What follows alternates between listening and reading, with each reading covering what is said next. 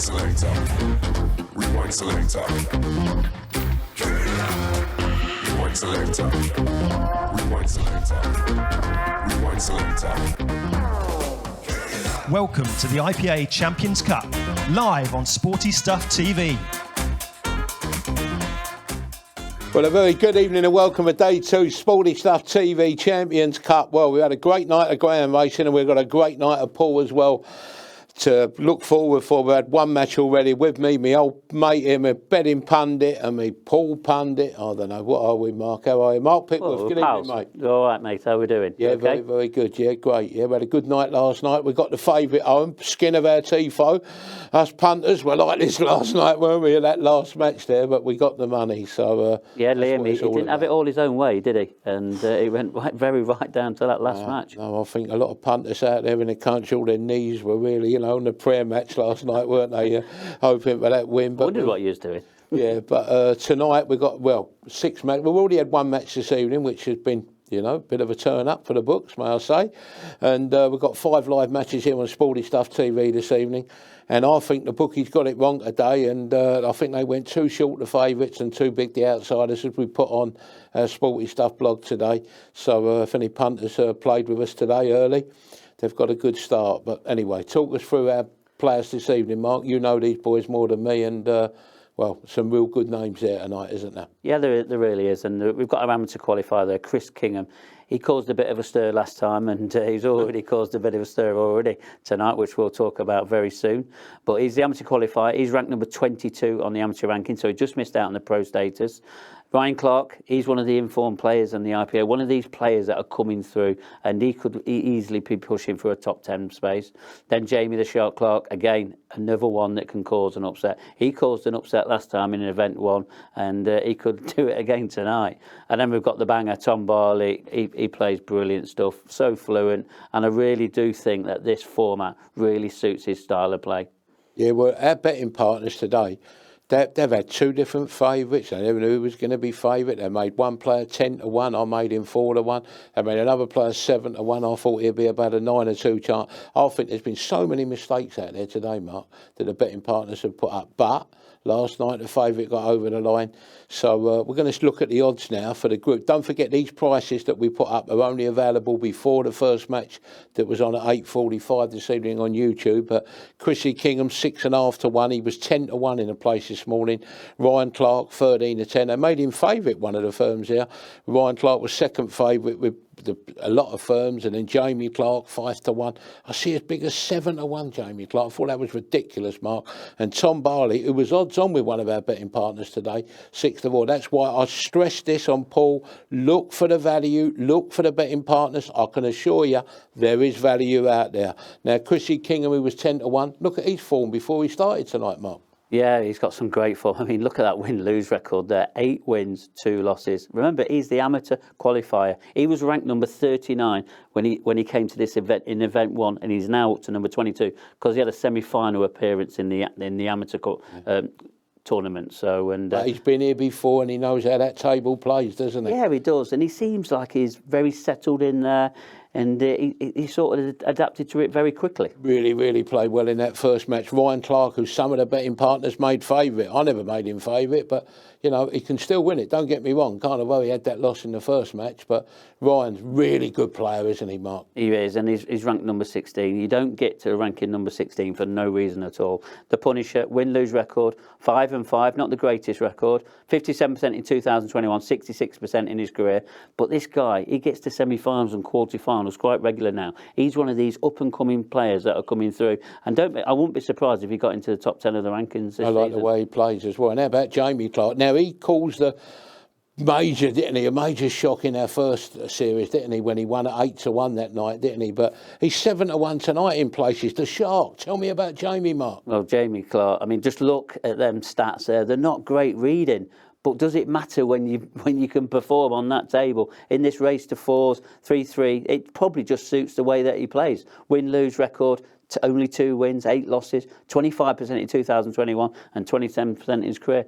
not great reading, but we know what he's capable of doing. He could do that again tonight. And how about I thought he should have been the original favourite, so did you. A lot of the firms never made him favourite. The banger, Tom Barley, he's been here before, and he's banging form as well, isn't he, Mark? Yeah, he is, absolutely. He's just come from the World Championships. He beat the reigning world champion, John McAllister, pretty easily, to be honest.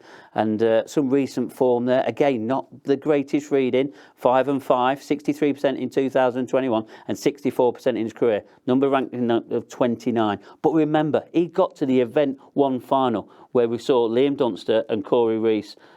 Corey Rees got through in that, but we saw that them two top that group as well. Next year, should he be bigger than 29 in the ranking? Surely he's got to be higher than that, isn't he, Mark? Yeah, so there's a 2-year ranking list. So he's only had the 1 year now, and we're probably going to see after next season exactly where Tom Barley is, and I'm expecting him possibly touching top 16. Really? Yeah, absolutely. So he should have been favourite tonight. So I don't know why you never made him favourite betting partners. You made him second favourite in some lists, but it's good, isn't it? Good matches tonight. And our first match tonight we've got coming on as well. Looking at the odds here, Tom Barley's odds on here. Should he be odds on, Mark? Yes, he should, because he had a great result in the Worlds. Plus, he's done really well this season. Where Jamie Clark, he's not been playing too much in the IPA ranks this season due to a new work commitment. But they've played before. They played in the semi-final stage. Tom Barley was a victor on that 4 frames to 2. But again, he didn't have it all his own way, and he had to scrape over the line in that one. Well, we had a shock in the first match that was on YouTube, wasn't it, early on? And Tom Barley's here, he's 4 to 5 with some of the betting partners. So if you think that's a bit of value, Tom Barley 4 to 5. We've already had one shock. Can we get another shock here with Jamie Clark? I don't know so much. I think Tom could win this. Well, yes and no, but Tom, he does miss the odd ball or two, and he makes some really critical errors at bad times. And if Jamie can capitalise on that, we're in for a bit of a good match. I think we're in for 5 good matches, Mark. I really do this evening as well. Going to look at our betting odds now coming up here. I'm going to find you a bit of value here tonight. As you see, that first match, Chrissy Kingham was 7 to 2. Wish you could be on there. He's already won 4-1, Chrissy Kingham. You got Jamie Clark here, 13 to 5. The banger boy there, 4 to 5. Chrissy Kingham again, 100. That may be value. Look at them betting partners. 130, Chrissy Kingham to play Tom. He's already got 2 points, Chrissy Kingham. And look at that match later on. Chrissy Kingham 7 of 4 against Jamie Clark. What's Jamie going to do now? Look at our betting partners throughout the evening. I can guarantee you there's plenty of value there. And earlier on, Mark had a word with all the players this evening, so keep them ears open, see what they said. Do they fancy themselves for winning? Let's go to Mark. Thanks, Gary. And here we are back at the table. This is the chance of where we get to talk to the players. And Tom, is it good to be back, especially after that Event 1 sort of final? Yeah, it's not been long, has it? A couple of weeks. Hopefully kick on from that one. Yeah, and you came third in the Event 1 final. Do you think you can sort of go one step closer and maybe get that last remaining spot in the grand final? Yeah, you hope so. That's why you try and play them, isn't it? I don't think I played against a couple of good players and come a bit short in the end. And I always seem to think that you love playing in these top events against the top players. What do you need to do to really compete against them? Just more consistency, really. Playing a lot more, practice a bit more than I am, but just enjoy it and see where it takes you. And I said in the betting office that you're one of the most up-and-coming sort of players coming through now. What do you really need to do now to move on to the next level? Just, again, say consistency, really. I seem to play well 1 minute and then throw another in where these top boys don't do that. So that's the level you aim for. Well, I'm going to let you get ready for your match now. You're up next against Jamie Clark, and I'm sure you're looking forward to it. Good luck. Thank you. Well, there's the banger, Tom Barley. He's been in a little bit of form recently, and I'm really looking forward to see how that pans out. But one person in his way is going to be Jamie Clark. Jamie, do you think you can possibly stop him?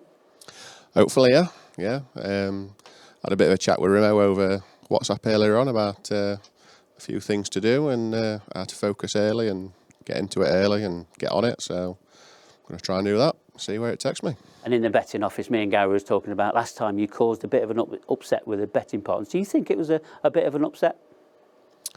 No, not really. Felt a bit aggrieved at being 8 to 1, but I can also see how it was fair in some respects. I've not really performed on tour as a pro. But it gave me a bit of motivation to, right, you think I'm 8 to 1, let's have a look. See if you think I'm 8 to 1 in the next group, which actually they did, so. And I know that, I've known you for quite a few years now. And what I've noted about you, especially since you've been playing this Champions Cup, you've possibly picked up the pace in your game. Would that be fair to say? Yeah, I'm a naturally quick player. But funnily enough, I've been practicing and trying to slow it down a little bit more and take my time, try and iron out the mistakes that I've been making. When I'm going around too quick, I sometimes play a loose positional shot, throw a quick one in, and it costs me. So I'm trying to change my style a little bit and trying to be a bit more consistent, a bit more solid. So we'll see where that takes me as well. Yeah, and I also said in the betting office, you haven't really played too much on this season's tour due to a big work commitment of yours. How are you sort of keeping up the level against these top players? What are you doing? What are you doing at home? It's tough because I'm not playing anywhere near as what I want to be doing, and not anywhere near as I should be doing as a pro. A lot of it was on instinct. The last group stage, where I was playing quick, it was just instinct. Just trying to relax and not think about it too much. Whereas I've had probably 3 or 4 sessions in the last 7 to 8 days. So hopefully I'm going to be a bit sharper tonight and a bit more solid and see what happens. Well, hopefully that's enough for you. I'm going to let you get ready for your match against Tom Barley, and good luck.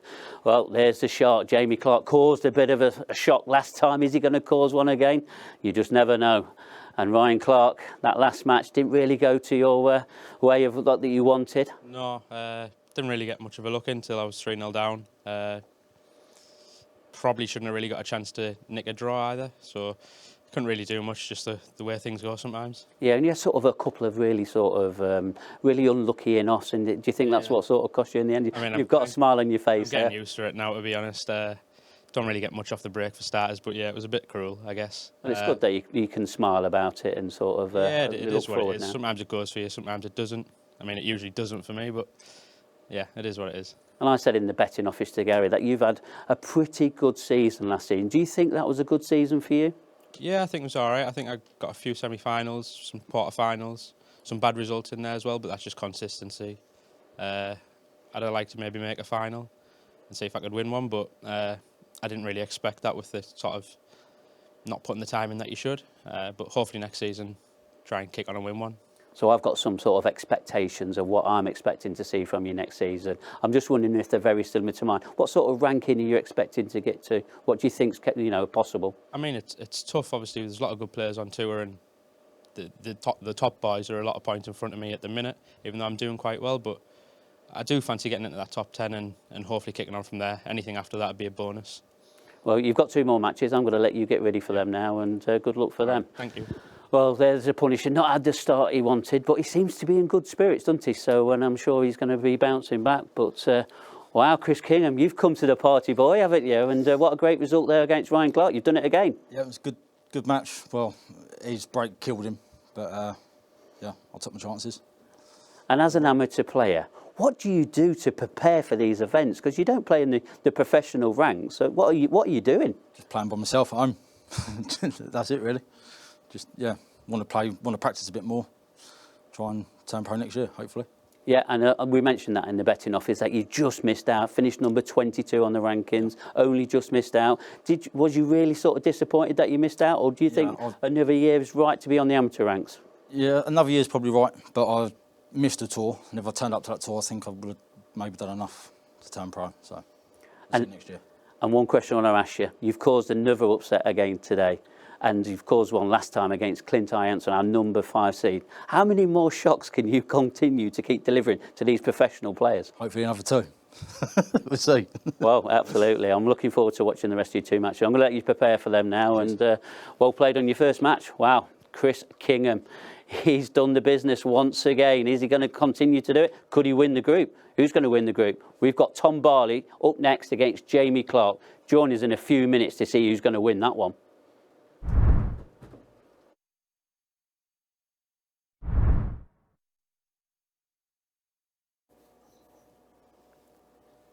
Champions Cup Event 3, Group B match, best of 6 frames.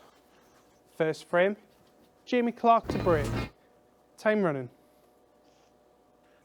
Jamie Clark and Tom Barley get us underway in our second match of the Sporty Stuff TV Champions Cup Event 3, Group number 2 on this Shrove Tuesday evening. And joining me in the commentary box, a man to whom Pancake Day is extremely important, Dan Davey. Good evening, Dan. Good evening. What are you trying to say, Dan? You told me you make the best pancakes in Berkshire. That's all. No, you're not wrong, mate. You're not wrong. It's all about the buttermilk. If you want a little secret out there, ditch the milk. You've got to use buttermilk. Then you get the big, fluffy, thick ones. So, anyway, Dan, have you had a pancake today? Do you know what? I haven't. Disappointingly and depressingly, no. Me neither. I make a mean pancake, but I don't like them. Oh, so noted. There we go. Anyway, we've got the banger Barley tonight, haven't we? Fresh from his knocking the world champion John McAllister out of the world championships. Should be in top spirits tonight. Yeah, and he's certainly into his work quickly. This is prime example of how Tom Barley plays. He's so quick. He's probably the quickest player amongst the professional ranks for me at the moment. Yeah, consistently quick. Yeah. It's a really good point, to be fair. And I think it's one of those where you probably say his strength is also his weakness. So whilst he takes out clearances quite nonchalantly and makes it look a lot easier than it really is, now and again he sort of chucks in the odd silly mistake where he's maybe just rushed a little bit. But as I found out myself recently in this very event, you can soon get bashed up by the basher in no time at all. Yeah, he's done exactly that though. A couple of shots ago, he's run out of position. He's digging his way back into this frame, but this shot here has got to be a very good one. Yeah, needed to grip that cue ball. Almost immediately he did. He played it really well, actually. Yeah, this is probably tough. feel a little bit. Yeah, left himself awkward queuing, but if he gets this, I'd probably say that's a typical Tom Barley clearance, to be honest. Yeah, I'd go with that. Tom Barley takes the opening frame with, in the words of Dan Davey, a typical Tom Barley clearance. Made hard work of it. Sort of started quickly and then realised perhaps a fraction late that he was in a bit of trouble and dug his way out of it. But he leads by a frame to nil. It's a great start for him. It's not the ideal start for the Shark, Jamie Clark. A man who's looking to upset the form books for the second time in this tournament. In event 1, he was 8-1 to win his group, and he managed it. This time, he's 7-1. Do you think Lightning could strike twice, Dan? Well, if the first group stage is anything to go by, I remember watching it very well, like it was yesterday, and he just looked like all the pressure was off him, and he just revelled in it. Really, played very well. Running. So, no, I think this group's wide open. I can understand why Tom and Ryan are the two favourites for the bookies. I do get it, but would I be surprised if Jamie or even Chris won the group? Not really. No, I wouldn't. It was certainly blown wide open by the result in match 1. Chris Kingham beating Ryan Clark by 4 frames to 2. Do you think that result actually piles the pressure on Jamie a little bit more? Because, you know, if it had gone to form, Jamie could have been maybe looking at that second place as you know, as a potential route through. Whereas with Chris winning, he's opened the group wide up. In a way, it actually makes it more difficult for Jamie. Yeah, I sort of. I know what you mean. I found it a little bit when I play by groups. You can overthink it a little bit. You've kind of just got to think to yourself, look, a draw and 2 wins is definitely going to get me through. So, you know, let's just make sure you just worry about yourself, because if you start thinking and overthinking and playing out every different scenario, you're going to stop concentrating on what you're there to actually do and play pool. So, yeah, easier said than done, but you've got to try and just put that stuff to the back of your mind, really, and just get on with playing your game. 10 seconds. Jamie's first shot there, he was trying to cover that top right pocket. It didn't work out. In fact, it couldn't have gone much worse. Potted the red, which leaves himself a red in the balk area in trouble. And still these two just to the right of the black in a similarly tricky spot.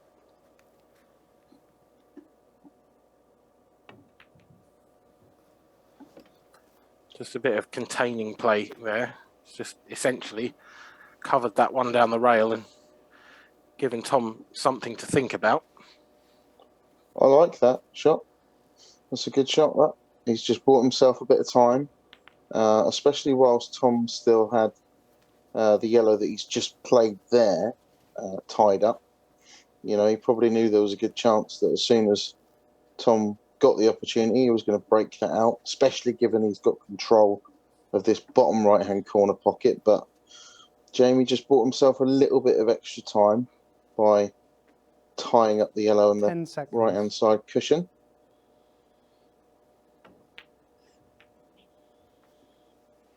He's just tied it up even further. As you say, Jamie Clark is just buying himself time here because although these shots are clever in that they're sort of containing Tom, Jamie's put a couple of his own balls into trouble as well. So it's not perfect for him, is it? And he's relying on a bit of a Tom Barley error, and there may be the start of one. Yeah, I say it quite a lot. When you're in control of a frame like it would appear Tom Barley was, quite often the best chance you've got or your opponent's got of winning the frame is for Tom to be aggressive too soon in the frame and push the boat out. Talking of pushing the boat out, how aggressive was that shot? Very, exactly. So, you know, if there is a way to a percentages play to mess with Tom Barley in his natural game, it'll be something along the lines of what Jamie Clark's doing now. He hasn't left a gap there, has he? I think he might have. Oh, it's a bit unlucky for Jamie, but Tom's shot hasn't gone perfectly. He's got through that gap absolutely clean, which surprised me. Has he got a shot on this yellow? He has, down to the bottom left. Massive shot, this. Wide. Now then, Jamie Clark. What can you do from here? Still got a red in a tough spot. I don't know if that will pass to the bottom left. It looks very tight from where we're sitting. Yeah, I think it does. I think it's just one of those where you may not have a full pocket to go at. But if it does, then, you know, it's literally just a case of one very good positional shot is going to win in the frame because the black's right next to it. So he's just come round and had a look now. So I reckon that does go. So it's just all going to be about leaving yourself the angle on your second last ring.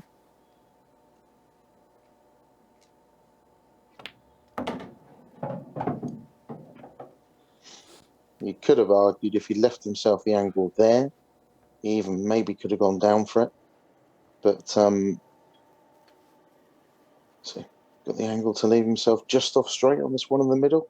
He's going to take the one in the middle now. I think he's rerouting there. I think he finished absolutely dead straight on that one. This is perfect, Dan. I've missed it. You know, he just comes across left-hand side cushion. Just wants to rest on this right-hand side cushion between the middle pocket and the bottom right-hand corner pocket. Close to those two yellows, but not too close. This looks good.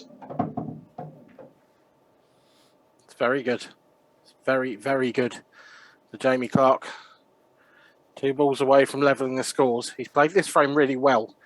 He was never really in it from the off. Oh, it was tight. It was tighter than we thought. He certainly didn't have a full pocket. No, it's one of those. Yeah, you know, he could pot it definitely. Otherwise, he wouldn't have played that shot in the first place. But clearly, didn't have a full pocket, and he's just flicked the yellow on the way past. So Tom Barley, then sat in his chair, probably not knowing, probably just assuming that flew past. All of a sudden, no time at all, finds himself 2-0 up. There's no time for replays when the banger's in the building. There's not a lot of time left for Jamie Clark either. He trails by 2 frames to 0. He will be breaking next up, but it's been an impressive start from Tom Barley. A reverse dish in frame number 1.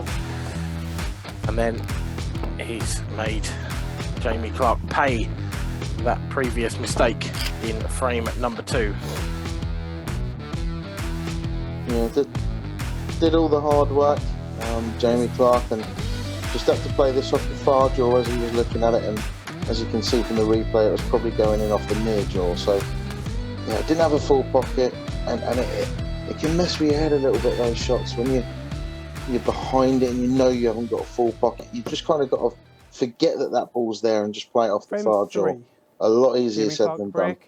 Drilling 2 frames to 0. Jamie Clark certainly needs to forget about that right now. He's breaking in the 3rd frame.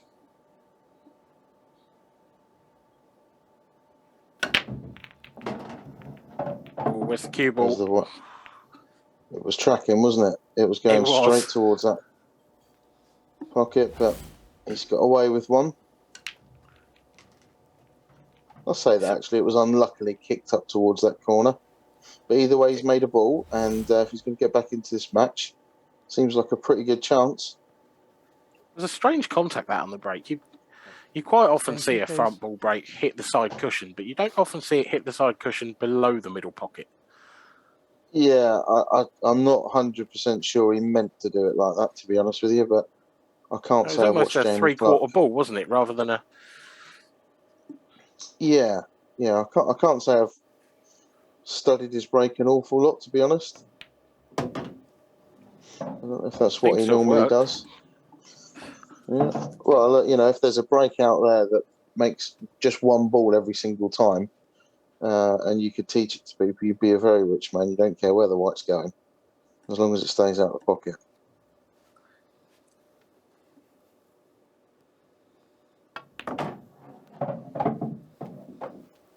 Nice controlled cannon there from Jamie Clark.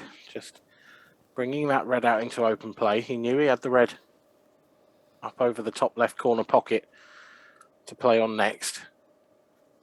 This is a crucial visit for Jamie, because a miss or an error here, 10 seconds. and realistically you'd have to say he's not going to win this match, because those yellows are sitting pretty.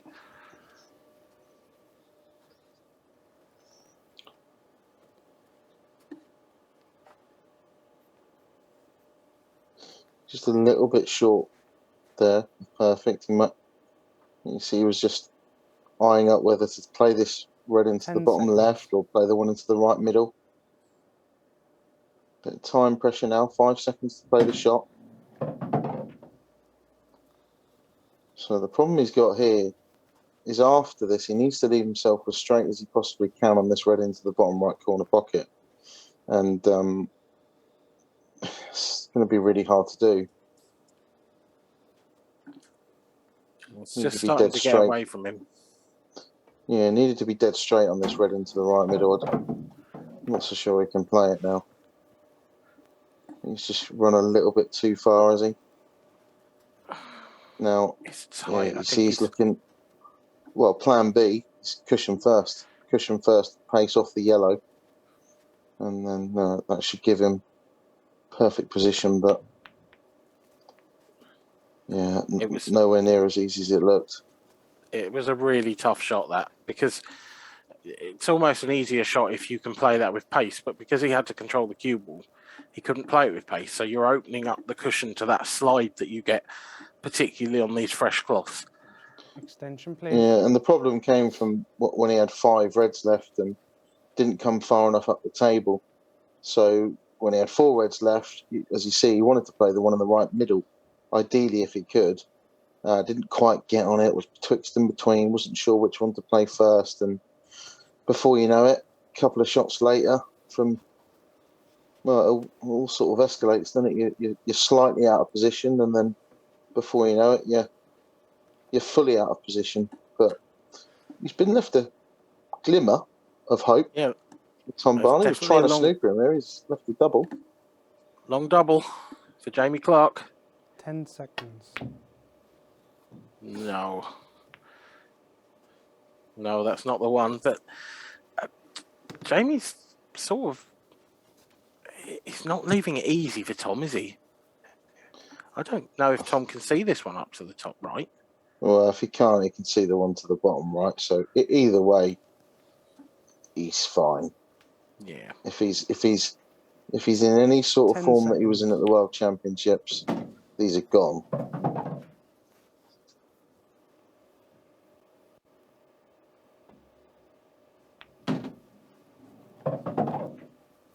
He's got a really confident aura around the table. Does Tom Barley, especially when the balls are there for him. He just gets on with it, doesn't he? He doesn't sort of overthink anything. Almost bowls and I around think, the table. yeah, and it's like it's now and again he chucks in the odd silly mistake, which everybody does, I suppose. It just looks a little bit worse when someone plays quickly when they do chuck in a silly mistake. But you know, most of the time, I think he getting on with it's a real strength of his. He doesn't allow himself time to overthink things. Just plays his natural game, and when he does, he's very, very dangerous. Almost playing off instinct, like he's practicing.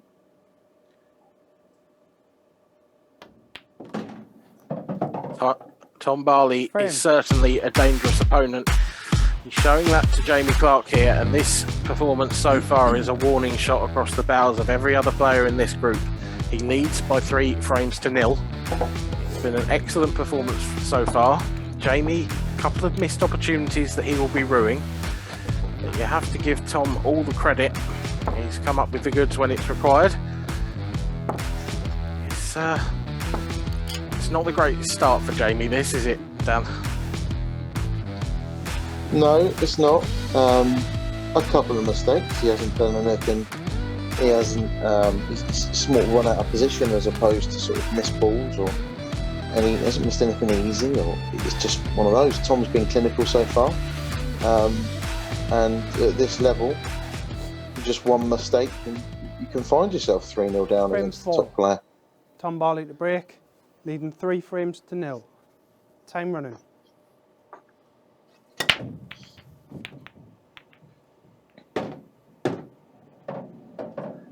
I think there may have been a moment in the mind of Tom Barley after that break where he thought it was going to be dry. It certainly was in mine, but then at the last second, a red and a yellow came to his rescue. Well, these reds have just lined up. Yeah, it got what he deserved, though. You know, he deserved to make the ball there. It's probably the best break of the match so far. Hit them really well. Now, the obvious problem is going to be the red above the black. The black and the yellow just kind of forming a little bit of a problem for him. But as he does, he kind of goes about the clearance. And you look at it from somebody who's in, say, Jamie Clark's seat, and you think, well, that red up there in the top left, that's going to cause it. How's he going to get on that? But when you're sat there, he just looks like he knows exactly what he's going to do. And extension, please. Quite intimidating to play against, to be honest.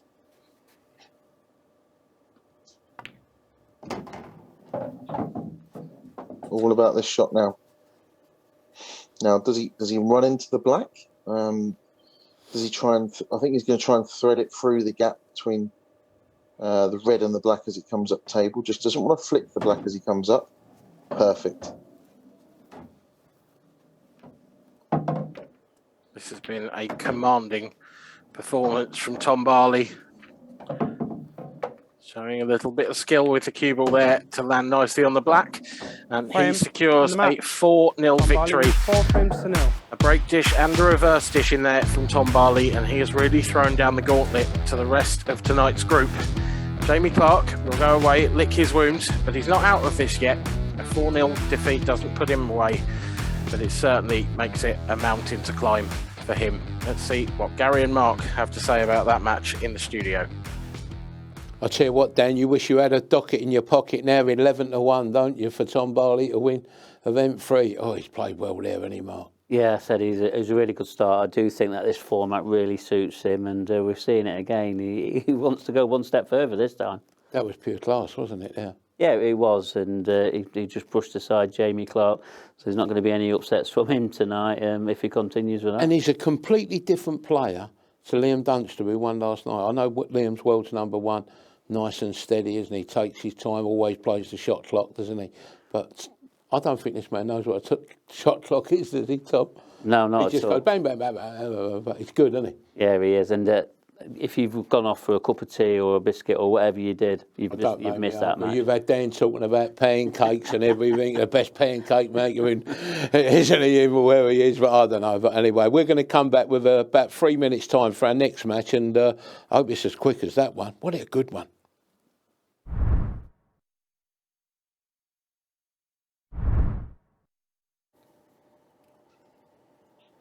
Champions Cup Event 3, Group B match, best of 6 frames.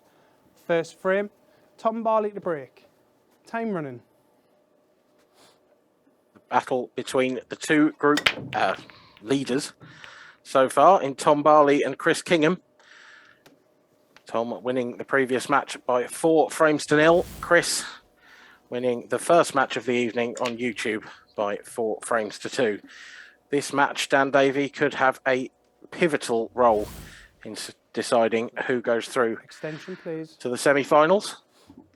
Yeah, it could and it should. I mean, if Tom were to win this 4-0 or 4-1, then even if he loses his last game, he's got a very good chance of getting through as the best second place in the group. That's if 4 points isn't enough to top it. So, real big advantage from winning that first group game 4-0.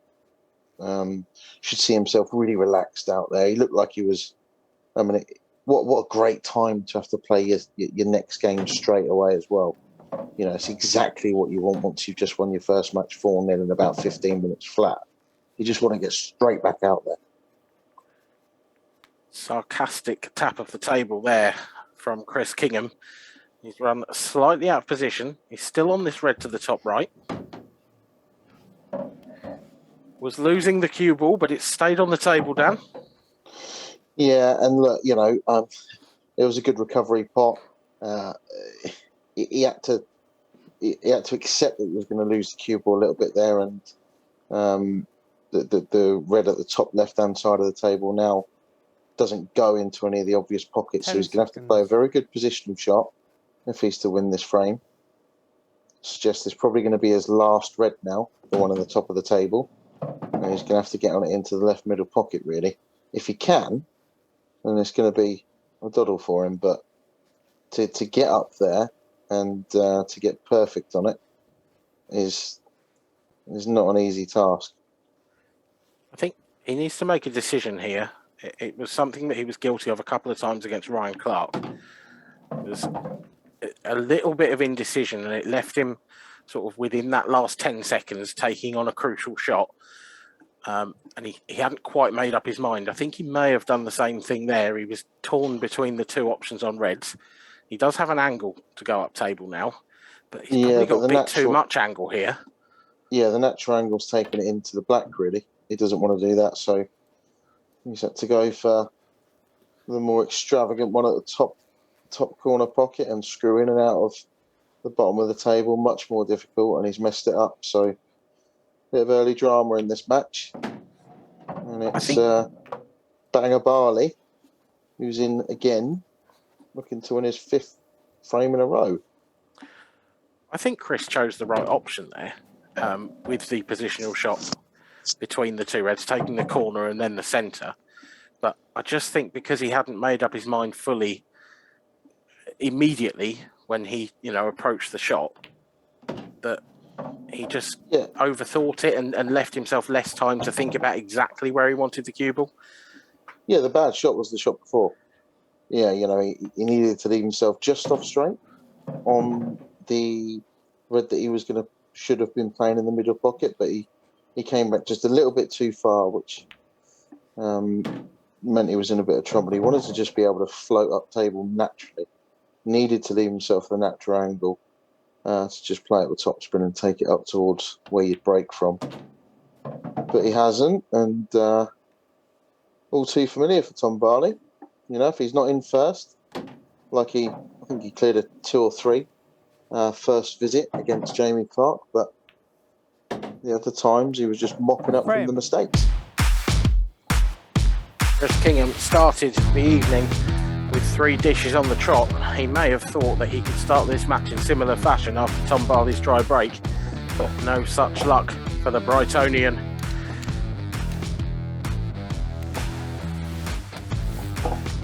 Here's the missed pop from Chris in that frame.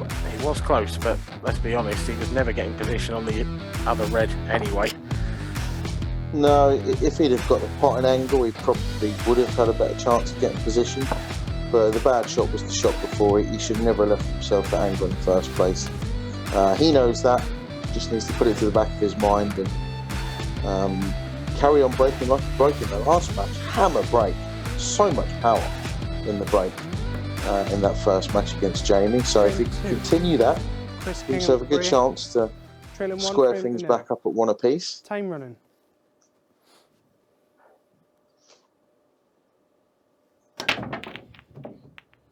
He's caught hold of them again. Really has. I mean, oh my word, this is so harsh. He's snookered off the break. That is harsh. I don't think I've ever seen that in a professional game.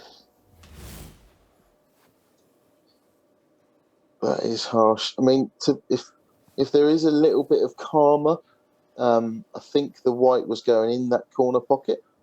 It just got sort of flicked as it was almost there. So, you know, maybe he sort of got what he deserved. Maybe I'm being unbelievably harsh. I think you are. I think that's brutal. Well, you quite often get kicked in or kicked away from a corner pocket, but how often do you see the cue ball in behind the black after the break? He was going it off anyway. He deserved it. Well, extension, please. I don't think the referee's called a total snooker here. So, I mean, he must be able to see the very finest edge of that yellow on the left-hand side, but for all intents and purposes, it might as well be a total snooker, this. Yeah, it's the same difference, isn't it, really? He's in all sorts of trouble. I suppose if it was a total snooker, he may have been able to just lay on that yellow below the black and sort of give the problem back to Tom. May not have been able to leave him anything. If anything, it's actually more unlucky that you could see the edge of that yellow. Yeah, you're right, yeah. Extension, please. If ever there's anything more unlucky than being total snookered off the break, it's seeing the edge of the only one that's no use to you and stops you having the chance to play a nice safety shot. So it's banger Barley in again. That's a nice nudge. It's a very nice nudge. Chris Kingham in his pre-match, or pre-show interviews, I should say, because he'd already played his first match. He said of Ryan Clark, who he played in that first match, his break killed him. Well, he might be feeling that perhaps that is the karma you spoke of, Dan. Yeah, maybe. Don't get me wrong, I wouldn't say it to his face. I mean, look at the size of him. It's like Popeye. One of a rare breed of pool players that seems to keep himself in good nick, take himself to the gym now and again. Not many of those around. No, there's a few, but yeah, I do understand your point. Well, look. And look, finds himself 2-0 down now, but hell of a break. Didn't deserve that. Very, very harsh. Was unlucky for Chris Kingham in frame number 2. All sorts of trouble after what was a good break, despite what Dan Davey will tell you. But Brian Moss, our referee, will get the ball set up for the third frame while Chris sits and ponders what might have been. Tom Barley, on the other hand, will be feeling very, very relaxed. 6 frames in a row so far for him tonight, and breaking in the 7th. Yeah, he won't be able to believe his luck, will he? I mean, 1, he's playing very well, but 2, the couple of frames where he hasn't got first chance, his opponent seemed to have been a little bit unlucky tonight as well. So it'll be hoping that things just carry on nicely as they are. And if so, he's going to find himself Tom Barley to break, pretty much leading 2-0, almost assured of qualifying. I mean, if he wins this 4-0, I think going from the first two events, 4 points with a +4 difference would have got you through. And that's the worst case scenario if he were to win this match 4-0, even if he lost his last one 4-0. So if he wins his next 2 frames, in my book, he's as good as through. Well, yeah, I'd agree with that. And not only that, of course, he's playing the only other player who's won a match. So I think that actually would put him through mathematically if he were to win this 4-0. I may be wrong. I'm sure Mark will have his calculator and his abacus out in the studio trying to prove me wrong. Yeah. It's looking good for him, though. Look at this. Tom's just racing around the table. Yeah.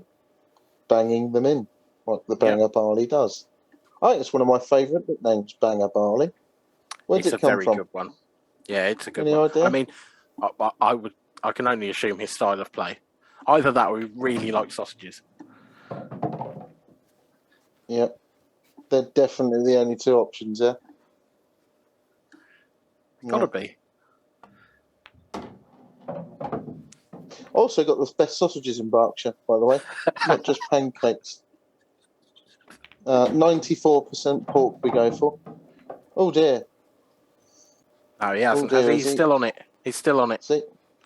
Surely. Wow. He's given like a wry smile. Bit of swerve. This is what he does. He's fine. He almost has like these half lapses of concentration that when you're his opponent, they get you a little bit excited. And then he just sort of nods his head a little bit, gets down and knocks it in, and the pain's just even worse than it was in the first place. 3-0. And that is a pain that Chris Kingham will be feeling immensely right now. He trails by 3 frames to 0. He hasn't really done a lot wrong. And it's kind of role reversal, I guess. This is exactly, or almost exactly, what he did to Ryan Clark in match 1.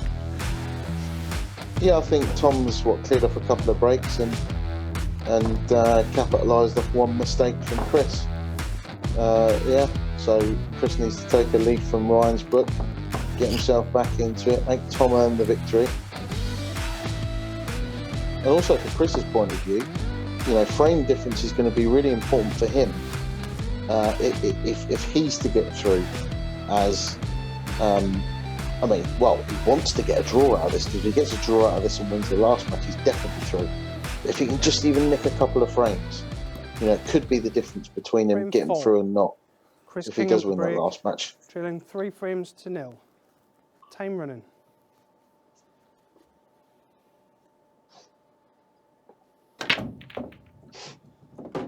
Another good hit.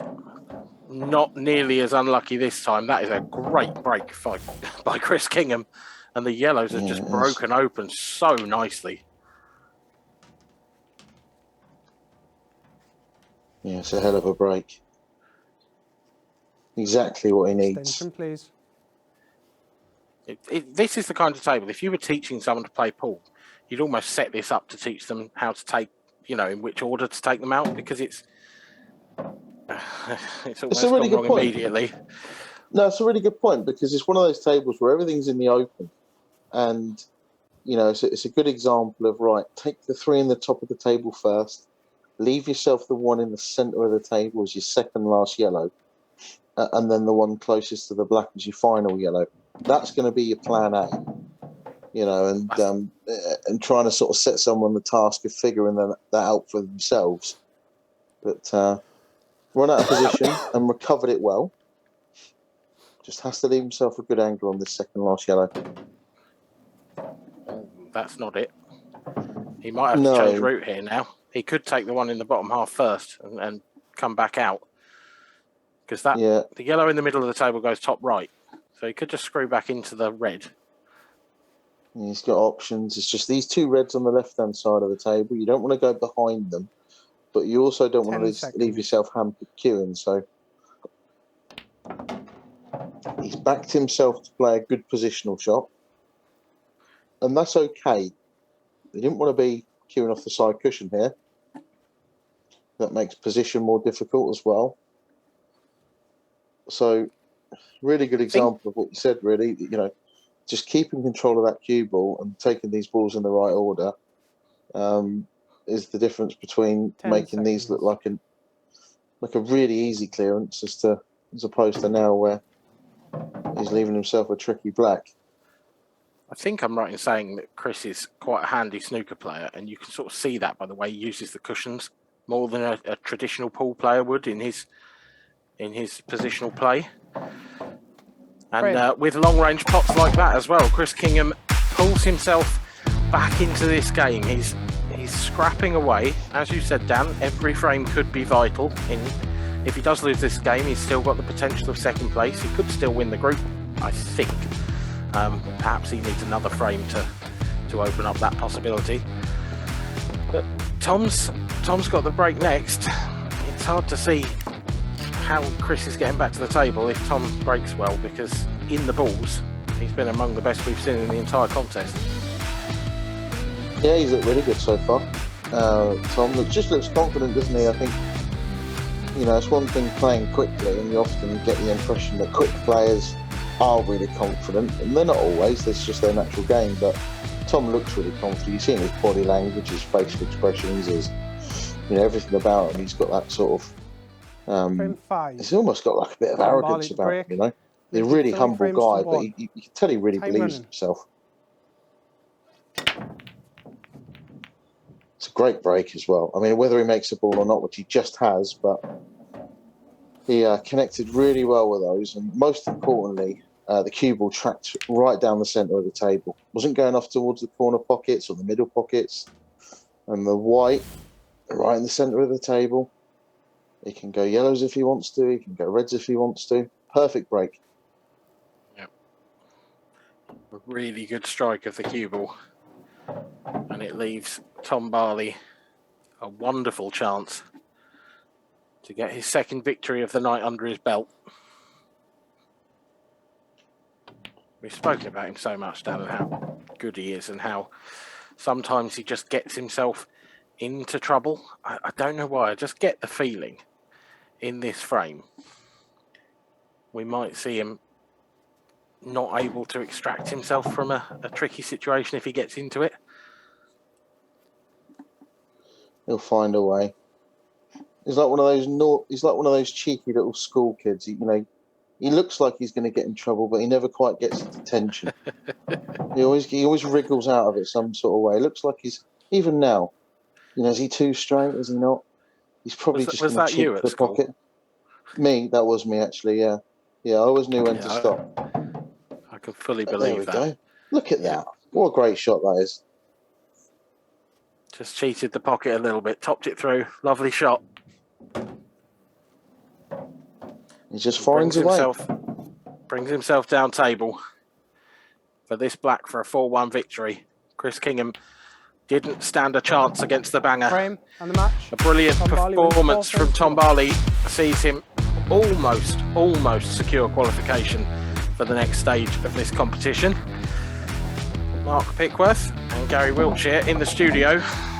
Can anyone stop him tonight? I don't think so, Dan. I really don't, mate. After that, I think it was it's just fantastic how he's playing tonight. And just tell Dan Davey as well, I had the best headmaster in the time. I had Sir Rhodes Boyson at Highbury Grove School, and he knew how to give out a bit of punishment as well, I can assure you. But how about you, sir? Well, he's like a runaway train. That's the best way I can explain Tom Barley at the moment. He's on fire and he is steaming like a train does. Yeah, he really does. You made me laugh with your comment there. What Dave said, you said to Dave when you said there's a taxi pulled up outside. I think that's for Tom. Yeah, it is. Just looking at our next match coming up here, we've got the match that Mr. Pickworth here said he fancies a tie here, the two Clarkies. He thinks a bit of value here at 5-2, didn't you? The two Clarkies here, 3-3 draw you fancy here. I wonder if you still fancy that, yeah? Yeah, you've got to. There's got to be a draw somewhere along the line. I mean, they've got a previous match there, 5-0 to Ryan Clark, and but the way that Jamie Clark started here tonight, it doesn't sort of. I'm not very optimistic for him. He's definitely had a slower start than he did last time. But Ryan Clark, he sort of admired the first 3 frames from Chris Kingham last time, and he sort of pulled it back, didn't he, with two of the frames, and lost that first match 4-2. So he's not quite out of it yet. In our betting world, and I've had over 40 years' experience in about, never change your mind. You said you fancied a draw earlier. It's a draw. Never change your mind, sir. Right, we'll be back in 3 minutes. Will Mark Pickworth get it right? He fancies a draw. 5-2. Get with them betting partners. Look for the value. See you in 3 minutes.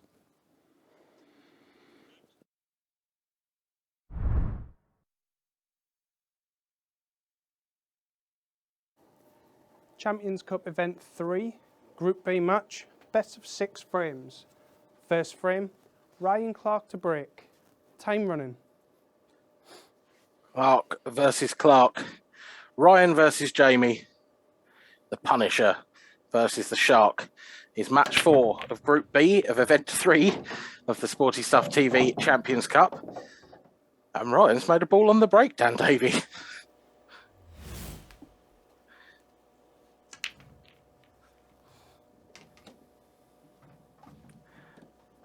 Ryan will be stunned that he's managed to make a ball. Freely admitted that it's not somewhere he gets, or he feels like he gets the run in his pre-match interview.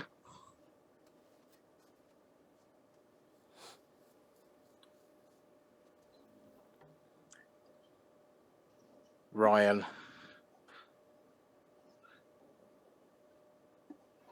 tricky opening yellow for him, and he's nailed that.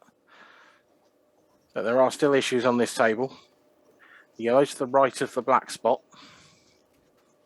He could potentially land on that one.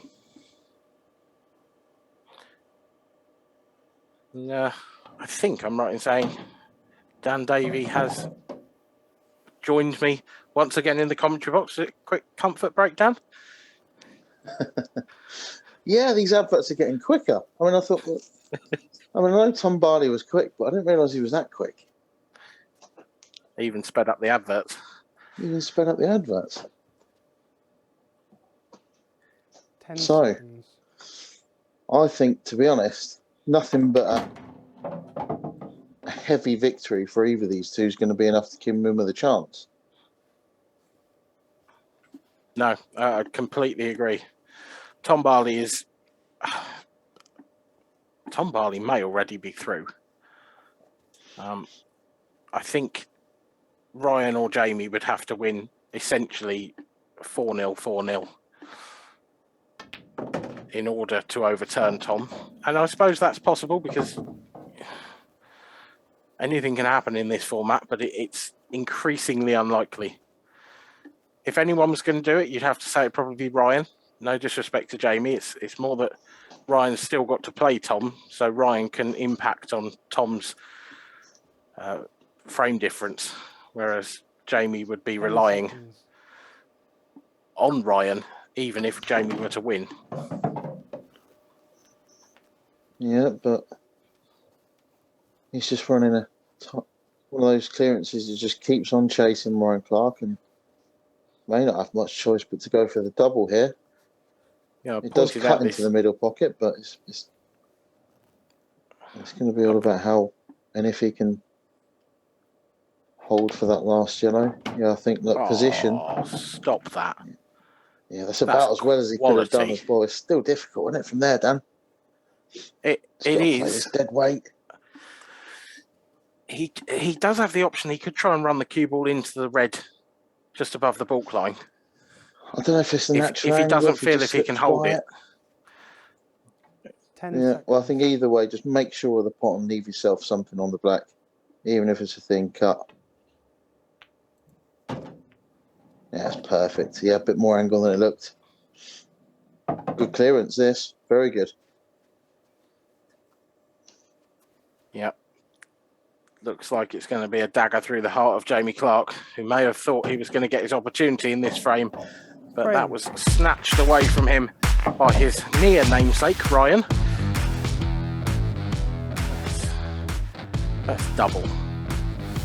Really was a phenomenal shot. It's not just the double, it's the position as well. Yeah, special shot. I mean, let's face it, he has to win this match, and he has to win it heavily. So there's massive pressure on that first frame for Ryan. Yep, massive pressure. But pressure that he's lived up to. A break dish to start from Ryan Clark. As I said, he made a ball off the break, and that was mission number one for Ryan, really, after his first match. Jamie Clark's mission is now to keep him at bay in this second frame. Frame 2. Jamie Clark to break. Trailing 1 frame to 0. Time running.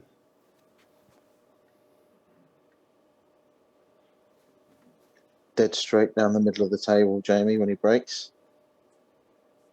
You can see he tries to hit dead centre of that cue ball as well.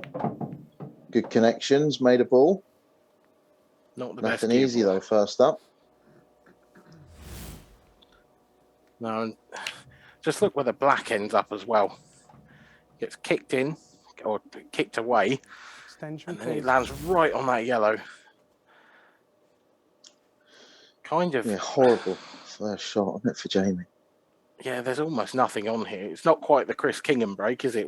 It was almost snookered by the black on near enough everything, but this is pretty much as bad as it gets other than that. Missed that. Tough shot. Yeah. Horribly tough. Though, you know, you kind of felt like he didn't have much choice. There was no obvious safety. Glued to that top cushion, but no other ball anywhere near it. I mean, it's one of those where if he's at one of the tours on an outside table, you'd probably stare at the table for 2 or 3 minutes before playing your shot, but Extension, please. and still probably be none the wiser as to what you're going to do. It's such a horrible table to come to. Does go both ways though. In some ways, it's a good time to miss because he's thrown the table back over to Ryan, who's got exactly the same problem. Okay, he's got an easier starter. It's a horrible table, and you wouldn't back many players to clear up from here.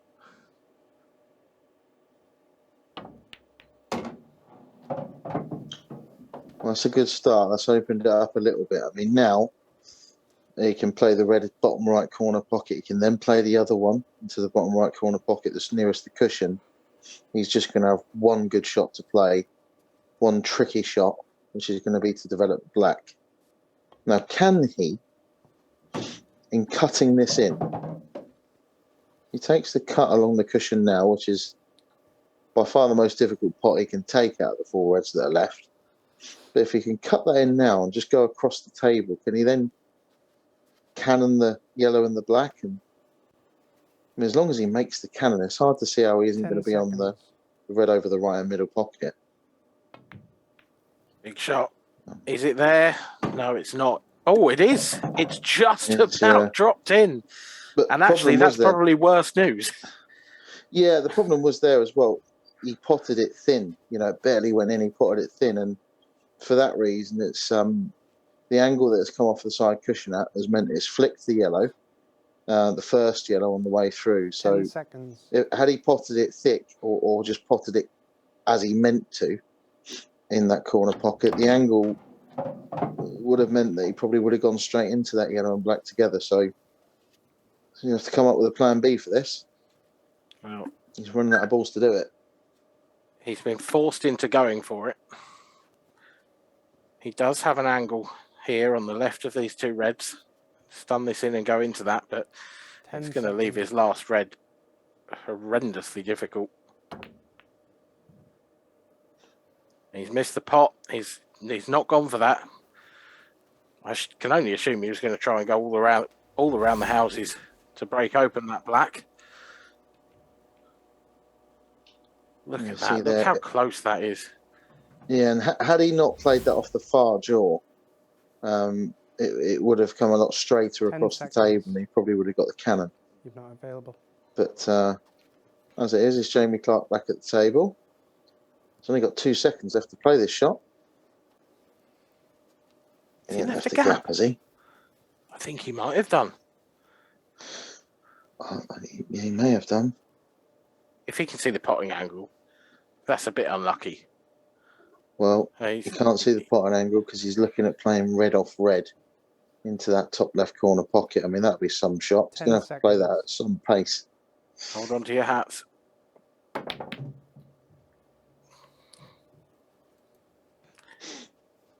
That's even worse news for Ryan because he's broken out the black and yellow that were together on the left-hand side, and the yellow may not pass the black into the bottom left corner pocket, but he can play it off of the other yellow. It's quite an easy sort of billiard shot. So it's a bit of an easier table than it looks at first glance for Jamie Clark. I think he's just got to be careful not to leave it too late to go across and play that shot. He needs to play that shot, if he's going to play it that way, before he plays that yellow near the left centre. Because if he were to go the other way and take it that way, he wouldn't necessarily land on the yellow he'd be moving with that billiard shot. No, and his other option is to drop this one into the right middle, cut the yellow closest to the bottom left corner pocket in, and on the way back up, again, it's hard to see how it can go wrong if he plays the one into the bottom left corner pocket and brings the white off that bottom cushion back up the table, because he should go between the red and the black, and he's guaranteed to be on the one in the left middle pretty much. What's the other option? I don't like this. I don't like this option. I don't like this option at all. Well, look, he can do it. It's fine. But what he has to do, he has to leave the white pretty much where it is now, and he has to play it at quite a almost sort of dead weight. You know, he has to hit that red half ball, 3/4 ball, and play it dead weight off of the other one to hold the cue ball. But has to leave himself this kind of angle. But that's okay. But the further away he is, the harder the shot becomes. So just all about, 3/4 ball, half ball off of this. I don't know if he can hold the cue. He doesn't want to be playing this at any pace. That's the problem. Yeah, he's ended up having to play it hard because he didn't get close enough to it. If he'd got a bit closer, he could have just played it fairly gently and in a really controlled way. But mistake there from Jamie Clark, and could have left this a lot easier for Ryan. Could have left this a lot easier. I just think that was an error way ago when Jamie was first planning his route. And he didn't necessarily think about that bottom left area of the table quite as well as he could have done. But like you said, he left Ryan Clark a tricky opener. He left him a tricky table. And Jamie Clark surely this time has to take these out.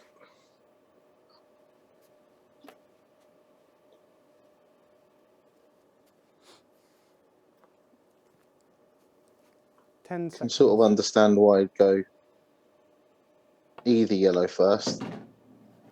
Just taking his time a little bit. No. That is horrible. It's a bad shot, but 1 free shot. it's one just visit. he's flicked off that yellow, just grazed it. Time running. It's a bad shot. Yeah, there's no other way to put it down. It's a bad shot. One of those, again, if he had his time back, he had a bit more time, he probably would have thought about it a little bit more. What's Ryan Clark done there? Wow. Well, we said Jamie Clark's was a bad shot, but that's that will be one of the worst shots Ryan Clark's ever played. You can see the smile on his face. He knows it. Yeah, it's so bad he's laughing at himself. It's just a complete lapse of concentration because it was too easy. 10 seconds. So he needs to dig himself out of trouble here. Needs to miss the yellow as well. Well, he's missed the red. And the yellow's not going. The red's not going to save him either. The cue ball might. This is a horrible position for Jamie Clark. He's very straight on this yellow. It's a little bit right on the cushion. Sort of bit touche, isn't it? Really, Jamie messed up earlier and left Ryan awkward, and Ryan's just repaid the favour. I think Jamie's got no choice but to just try and drop this in dead weight and then leave himself a double.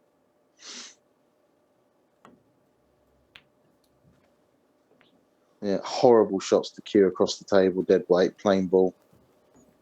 He's missed it, and I think both players will be glad to see the back of this frame. It's been awful, isn't it? Yep. Yeah, there's not many other words that we can use to describe it. I mean, that shot from Ryan Clark, he's so lucky to get away with that. That's a sometimes. pub level shot. Yeah, it catches sometimes. You know, your opponent plays a bad shot than you do, and all of a sudden, you know, when you see a game of darts go down to 1-1, you know, and they're both struggling, and then the very next leg of darts, they both hit a 180 and it's all back to normal.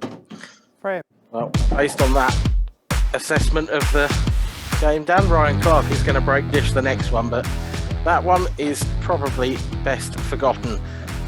Not for Ryan Clark, though. He leads 2-0. Jamie Clark slumped in his chair. He is a long way from staying in this competition now. One frame for Ryan Clark would see him dumped out of it.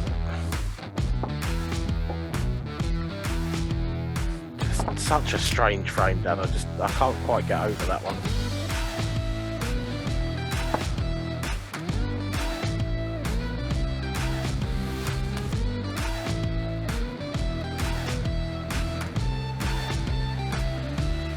Person who will be over that frame is Ryan Clark. See him there on the left hand side of your screen, just preparing himself for this break. Frame 3. Yeah, he's got to tell himself he's the luckiest man in the world. You know, he's made a couple of mistakes there, real bad ones, and finds himself tuning up. Put it to the back of your mind, get on with it.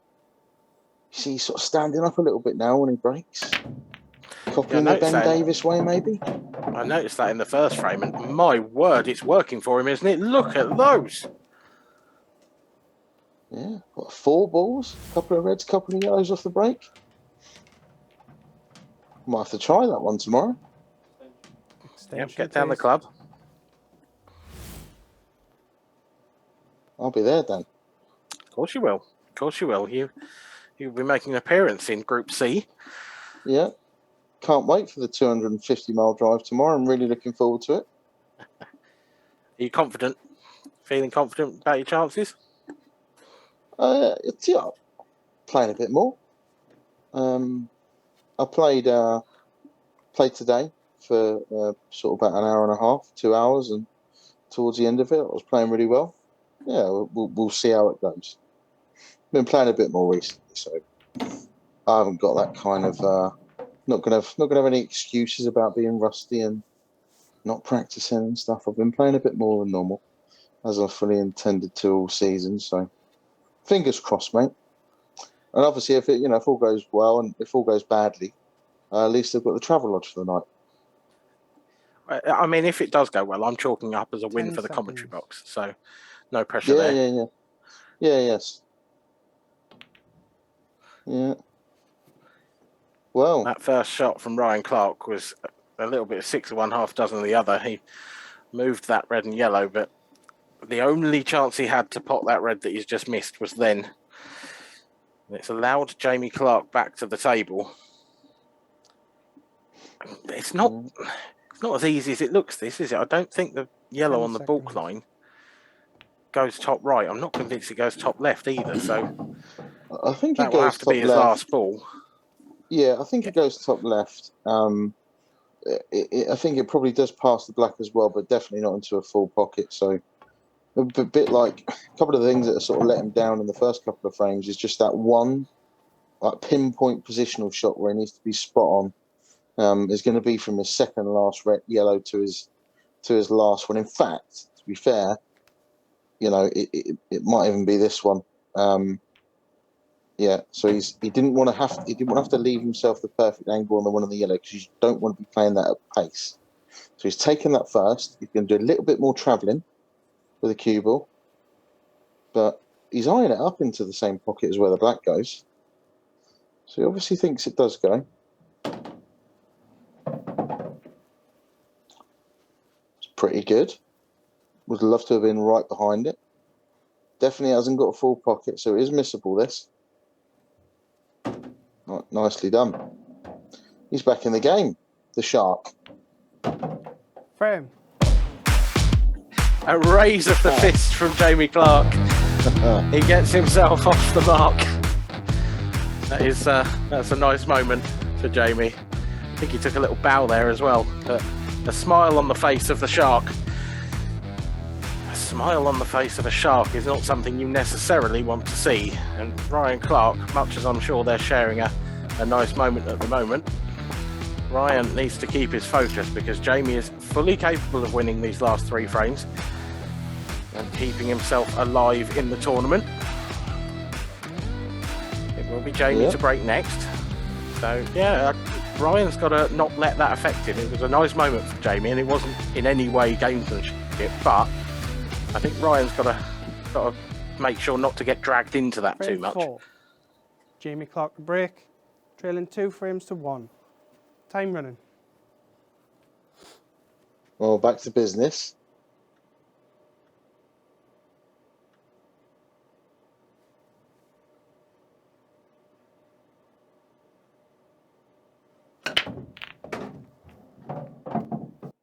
He's made a ball again. He's done similar to what he did earlier, and the cue ball's just gone. Has it gone below the middle pocket? Yeah, again, it's really rare to see, especially rare to see on a front ball smash of a break. But he's made a ball. That's what he's going to care about. It makes you wonder if it's actually a technique. I actually tried that myself before the World Championships, and I tried it at the World Championships, and it absolutely failed miserably, and I gave it up after 2 attempts.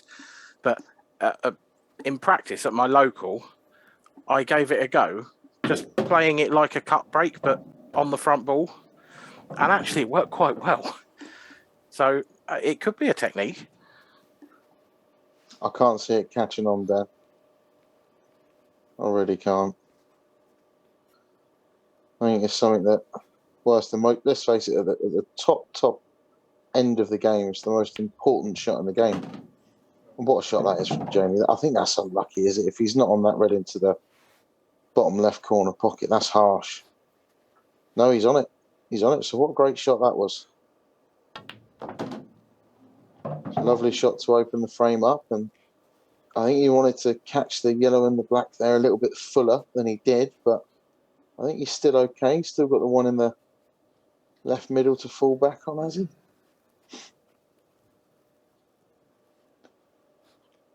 I don't know if he likes it. I think he's got to pinch 10 this. seconds.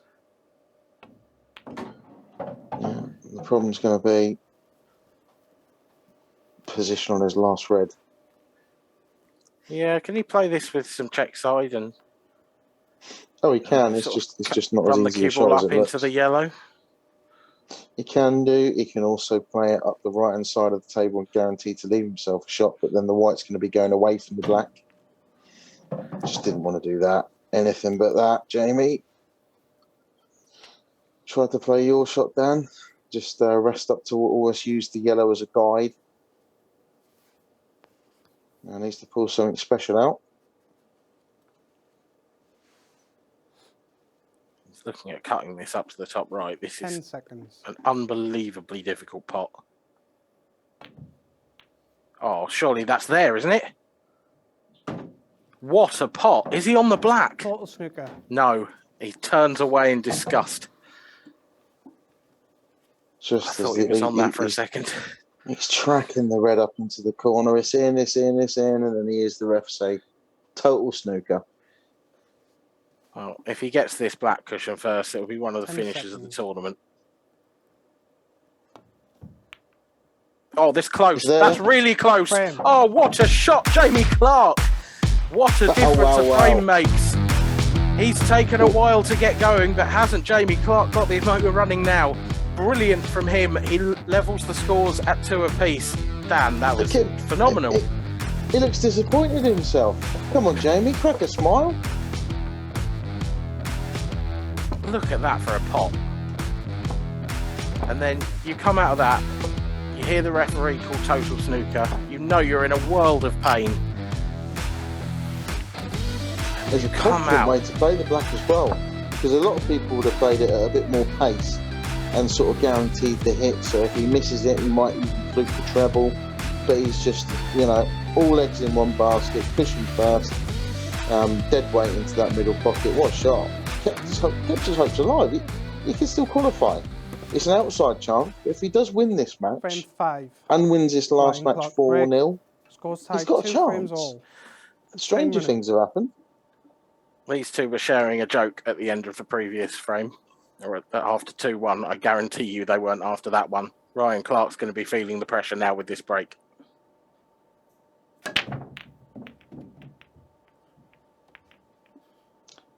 And didn't you just know? Oh, I was going to say, didn't you just know it's going to come up dry, but he's made a ball. Last ball rolling. He will have thought it. It just looks like it's going to hang, and then no. In it plops. And Ryan Clark actually Extension, please. comes to a neat-ish looking table. Just that area around the black, Dan. Neat looking table. I've never heard someone describe a table as neat before. A new one for you. Clearly you're not Just tidying up thesaurus properly. out. Tidy what, sorry? Clearly you're not tidying up properly. Very good. Very good, Dan. So, tricky first shot, especially queuing off the cushion. Yes, very good. Made that look a hell of a lot easier than it was. All going to be about this yellow that's just below the black. It does go into that right middle pocket. It's just how he gets on it. If the red that's around about where the black spot is, just to the left of it, if that red wasn't there, this would be very easy, to be honest. But that red there is just stopping him getting perfect position on the yellow just to the right of it. So he's played a lovely cannon there. Open this frame right up. Very, very good shot.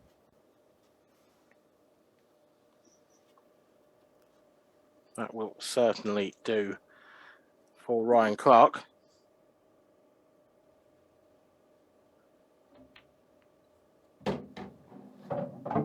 Just got away from that red, so there's no hampered queuing here. So if this goes well, this is the last thing that can go wrong. So he needs to get position on this second last yellow. And he's very straight on the one into the bottom left corner pocket, so he's going to have to kind of cheek the pocket a little bit to manufacture an angle. Yeah, it's not really gone to plan that. Now, if he's lucky, he'll be able to cue to the bottom of the cue ball, and if he can, he's just about got away with this. I'm not convinced. Stun up table, but I think it's just about right. Our referee Brian Moss having a really close look at it. Yeah, that's pretty good. He must have had to play that with side, so that's a much better shot than it looks. So just slightly off straight. So the white's going to be going sort of in between, almost an imaginary line between where the white is now and where the black is. All about the pace on this shot.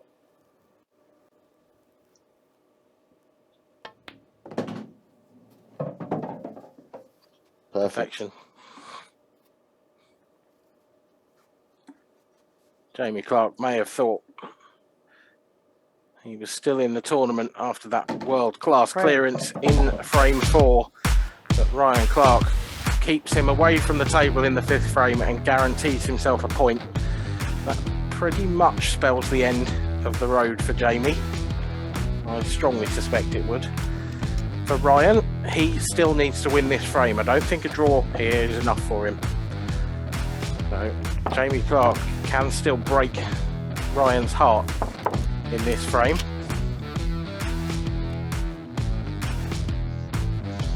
Yeah, Still think he'd like to as well. He wants to get a point on the board, doesn't he?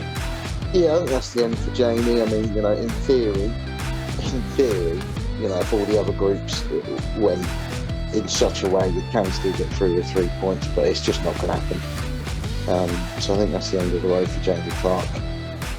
For Ryan, needs to make sure he wins this, because 3 points, it probably, again, like I say, isn't going to be good enough. And then needs to rely on a big win in his last match to time running. Hope to get himself through.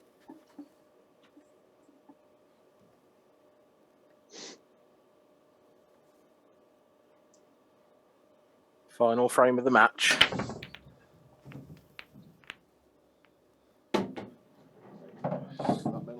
Jamie Clark needing Timeout. this frame for a point and also to deny Ryan Clark the Timeout. chance to make it through to the semi-final stage. And it couldn't have come out much better for Jamie, could it? His yellows are just begging to be potted.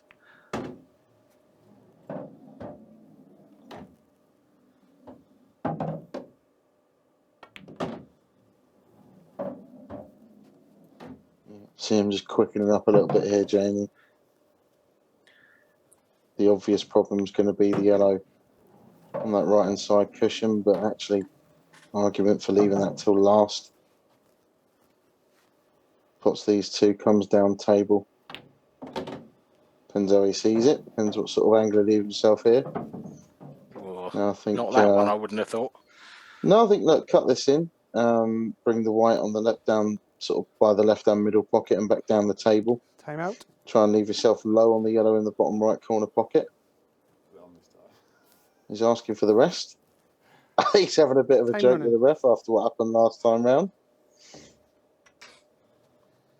For those that didn't see, an event, I think it was event one or event 2. It was actually the night I played as well. The rest detached himself from the queue as he flung it a little bit too confidently across the table. I found it hilarious personally, but yeah, you sent me a message at the time, I think. 10 seconds. that's one of them things, and it happens now and again. Well. A little bit of luck there. Has he? Yeah, that it's just definitely grazed the flicked a red. Wow, this is such a tough shot for Jamie Clark, but the way things are going for him in this frame, you just feel like he's nailed on to get it. But it's hung up. It's stayed up. And so have Ryan Clark's chances of staying in this competition. That yellow sat over the pocket. Ryan's got to take out these reds and the black. And this is not an easy finish, Dan. Extension, please. No safety, though. He's got 2 reds in the bottom of the table, left and right of the 2 that are stuck together, and he can use those to go into those 2 bad reds. So he's going to have plenty of opportunity. He's going to have to give himself a chance, leave himself the right angles. This is do or die for Ryan Clark. Very different outlook on this frame for Ryan than what it is for Jamie. Jamie knows his race is run. Ryan knows he's still got an outside chance if he can win this game. So, hell of a lot of pressure on this for Ryan.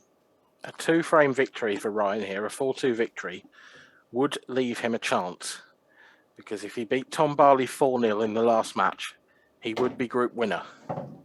That is the best he would be able to do. It would have to be a 4-0. But there is also the chance of a best runners-up spot at the moment. We've only had one group. JJ Fall is there. He's got 4 points. His frame difference is 0, and I don't think that's going to be enough, Dan. Probably not, no. Probably not. So, can play this with lots of running side, Ryan Clark. Oh, no. Foul. Oh, dearie me. That is game, set, and match One free for shot, 1 visit. Ryan Clark. He has just seen his Sporty Stuff TV Champions Cup campaign go down the drain. It means we have a winner. We have a group winner, and I'm fairly sure in saying Tom Barley will win the group. And it's down to that error in the end from Ryan Clark. Whether it was unlucky or whether it was a bad shot, we'll let you at home decide. Or maybe we should let Gary and Mark in the studio decide. Yeah, he's done it again, Dan, my man here. 1 bet tonight, you said, tie. Clarky, Lee Clark. I said it was good value. That's what all I said. That's what it's all about. Well done, son. Hopefully they listen to me, and hopefully some people have won a few quid. Only thing is, all these betting partners behind there, they're all texting me, have you got your phone number after? Don't give it out. You might be getting a P45 on the way out. But yeah, that was a close one. But we got the winner, as Dan Fairway just said then, haven't we? Yeah, and a deserved winner as well. Tom Barley, he's played superb tonight, and nobody was at the races. Ryan Clark's been very unlucky. The amount of in-offs he's had tonight, he'll probably not have this many in-offs for the whole season. No, just looking at the next match as well, we've got Chrissy Kingham against Jamie Clark. Well, is there what is still to play for? I suppose the high second, isn't it? Yeah, well, Chris Kingham, he's already won one match, remember, so he's got 2 points. If he gets to 4 points, and if he can have a good win here, he'll have a good average, and he'll be in one of them runners-up spots. He'll be up. So next match, 3 minutes time. Don't forget, look for them betting partners. Look for the value. We've got Chrissy Kingham from Brighton. Good luck. See you in 3 minutes.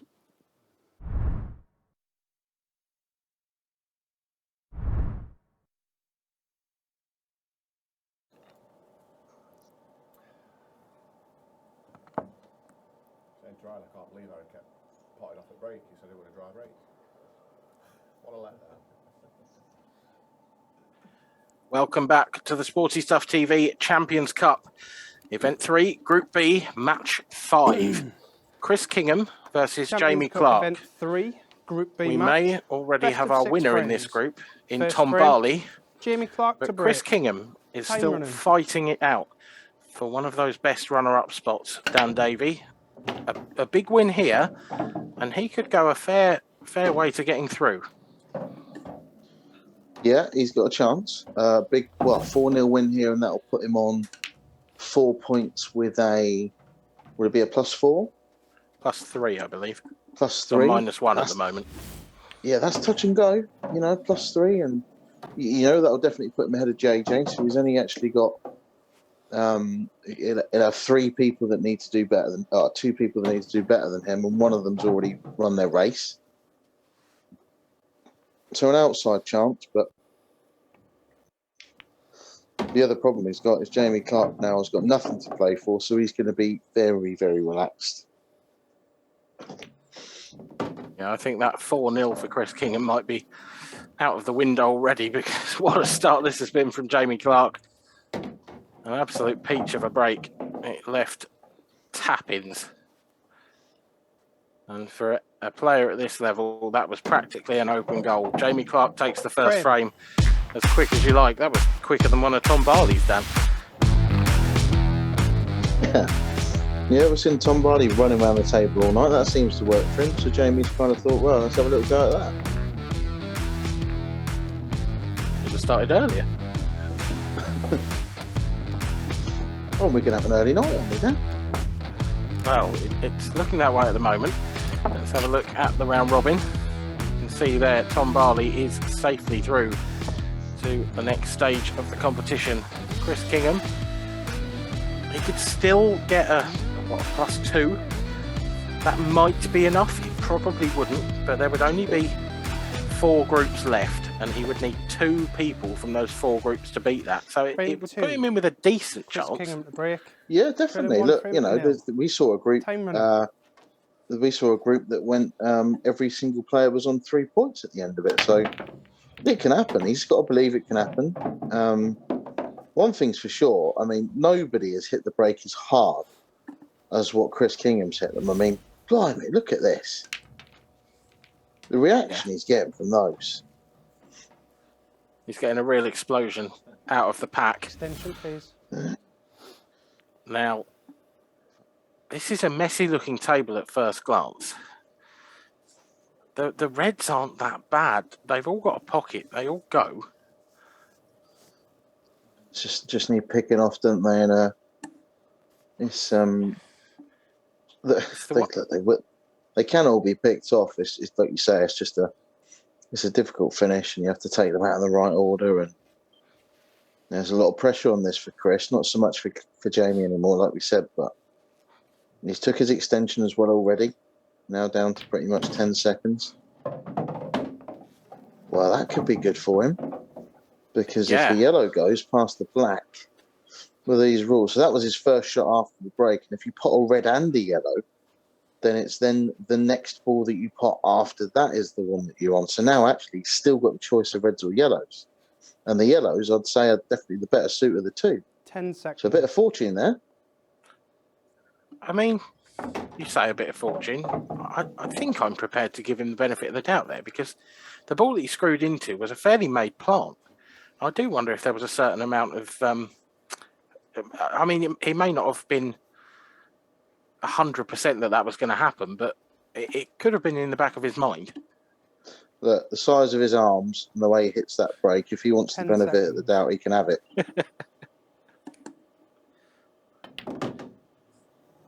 Oh, this cue ball's not good. Needs a nudge. That's not good at all. No, is he just... We're about to find out if he thinks he can see it or not. It's obviously close. No, he doesn't like it from the expression on his face. Looks like it. Oh, it's obviously time, and he's looked at it again. That's I think that was a foul. Where's this it? black? Where's the black? Oh.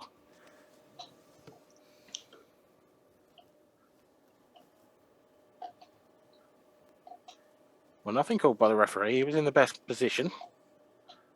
Yeah, I think the problem was Chris played it a little bit quickly. He sort of got down to play it, and then before Brian had a chance to sort of get himself in the perfect spot for it, he'd already pulled the trigger. An interesting shot from Jamie. I don't like that one. He's left Chris on this yellow up to the top left. And okay, he can't get a great position from it, but he can leave himself a shot. He can. He can, yeah. He just wanted to push the yellow, that red sort of in front of the yellow, or leave that yellow tied up still. He didn't quite. Yeah, that's very nicely done. Oh, that's a glorious shot from Chris Kingham.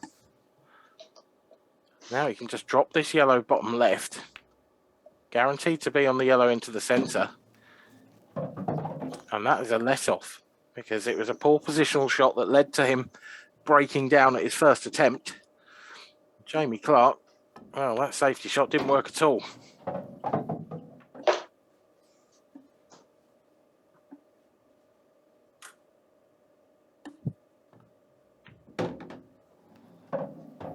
Chris Kingham levels the scores. He needs as many frames as possible. A win here gives him a chance to get through. 4-2, you'd say it's unlikely. 4-1, a bit more of a chance. So the next 3 frames crucial for the man from Brighton. And, well, he's got the first one under the belt. Dan. Yeah, hanging in there. Like you say, he's got to just stay positive. Think to himself, right, get himself a +2, got a chance. And Jamie Clark probably just wants to get on the motorway, to be honest. I don't think he has far to go, does he? Is he Nottingham, Jamie Clark? I think he's from Nottinghamshire. It's not too far. I think I'm right in saying he's a Leeds fan from Nottingham. So, yeah. Frame 3. Yeah, he's Jamie Clark. I know he's a hell of a lot closer than I am. Scores tied 1 frame all. Me too. Hit his first break well, Jamie Clark. Hit his second break well too. They've all sort of gone to the centre of the table, apart from that one red, which has positioned itself perfectly for him. Yeah, there's nothing Chris Kingham can do when Jamie Clark's breaking like this. I don't know where he's pulled this from, Dan, but his first frame was sitters. Well, he's sort of run out of position a little bit already here, Jamie, but yeah, back in position. The red that's going to cause him a bit of a headache is the one that's closest to the black. So, although Jamie, the way he's going about these, he doesn't look too bothered by it at all. He might be now. I don't think he's got any kind of angle to get on that, does he? No, one of those that he's just, he's he knows he can't get through kind of thing, so he's loosening up, trying to play a bit more of an open game, or a bit freer, a bit more. He's really sort of loosened. Look at that! Just trick shots. The skilly from Jamie Clark. He's certainly playing exhibition pool tonight. We've seen him come up with a wonderful finish against Ryan Clark. Probably certainly the finish of event 3 so far. That one's not far behind it. What a great skill shot. The red and the black in the same shot give him a 2-1 lead. You've got a feel for Chris here, haven't you? Because Chris came into this match, he's focused, he's ready. You know, he knows he needs as many frames as possible, he needs a big win. And Jamie Clark's first 2 frames have left him droppings. First 2 breaks, rather. Yeah, and even worse than that, look, when someone breaks and they come out easy and they take them out, you know, with little fuss, that's fair enough. You know, he's had an easy clearance of the break. When he tries to make a pig's ear of it and then recovers it and then takes the mick out of you with a skill shot with the last shot, that's horrible. Time running. I mean, that's brutal. That's nasty pull from Jamie Clark. And there we go. You know, foul from bad to worse. Salt into the wound. He's given that little bit extra, and he's knocked the white off the table. Perhaps 1 too many days on the arms at the gym, do you think? Hey, look, I'd swap my arms for his. Yeah, that's good outing though for Chris. I mean, look, last time round he beat Clint Hansen against the odds. Now we all know who he is a little bit more. You know, he seems to came back, and you see that first match, he went 3-0 up with 3 clearances from the break. All of a sudden, it's like, hold on a sec. You know, that wasn't just a one-off. This guy's actually a very, very good player. So, you know, we've seen improvements from him, and definitely one to look out for next season. Chris Kingham? Yeah, we heard earlier in the show that he just about missed out on the professional ranks by, I think it would have been a couple of ranking points, and he missed an event. So had he made that event, I'm almost 100% certain that he would have made it into the professional ranks. Certainly one to watch out in the amateurs next season, so no doubt I will be drawing him every first round. Yeah. He says he's got a table at home, has he? Yeah, I don't know. I'd have to ask him if I saw him. Yeah, no, he said he's... Yeah. So he was playing by himself at home in preparation for this. There's no better preparation, but no amount of preparation can prepare you for Jamie Clark in this kind of form. Now that the shackles have been released and the chances of going through are gone, Jamie is showing every inch of his form. Chris Kingham, nothing he can do. That is realistically now him eliminated from the contest by Jamie Clark getting to 3. Jamie will want to finish the job and get another couple of points on the board.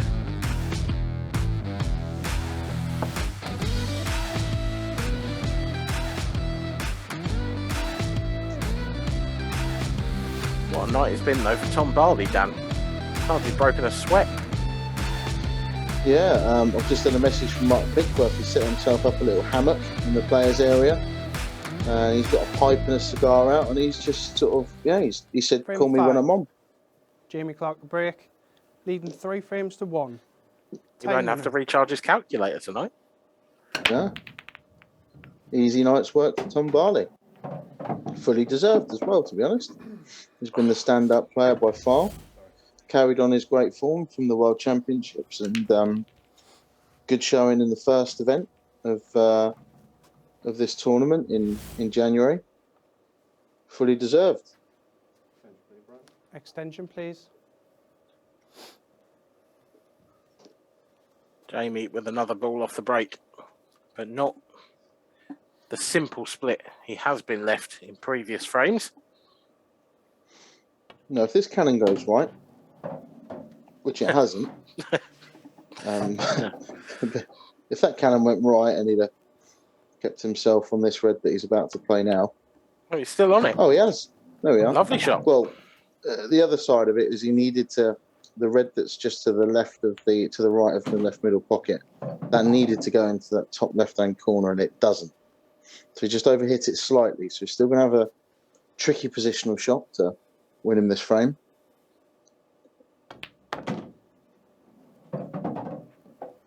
Yeah, how's he going to get up there? We're going to see some more exhibition stuff for Jamie. He's just flung the arm out as if he's loosening up to... Yeah, let's go what? Off 2, 3 cushions to get up into that gap. It's going to have to be special again from Jamie. He's pulled up a He's couple in of corkers exhibition this mode. evening. What's he got up his sleeve now? Off the yellow into the... He's looking at it, Dan. Off the yellow into this bottom right-hand corner pocket. You can't keep doing it, can he? You have his own he can. highlight reel for just one night. If he can, he should play like this all the time. This is close. It's not quite Tell got you the what, legs. It was on What his an day. effort. What an effort. One visit. Yeah. Time out. Jason Remington played one like that earlier in the tournament. Time running. And it was one of the most spectacular shots I think I've ever seen. If that one had gone in, that might have been the best shot that I had ever seen. That was such a long way away from the pocket, but he did give it a very good go.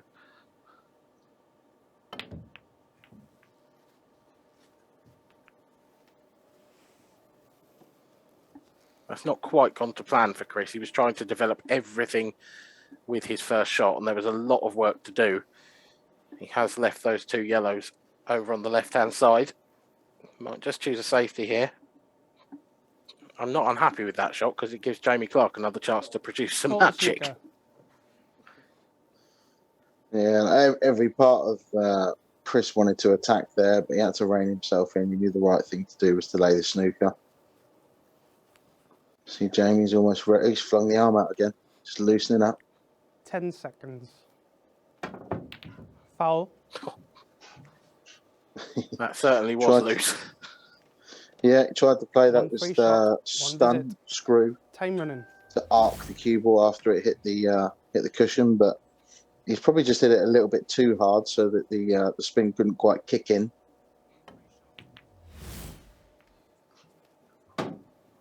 No, that's a much better shot from Chris, developing both his bad balls in one go there.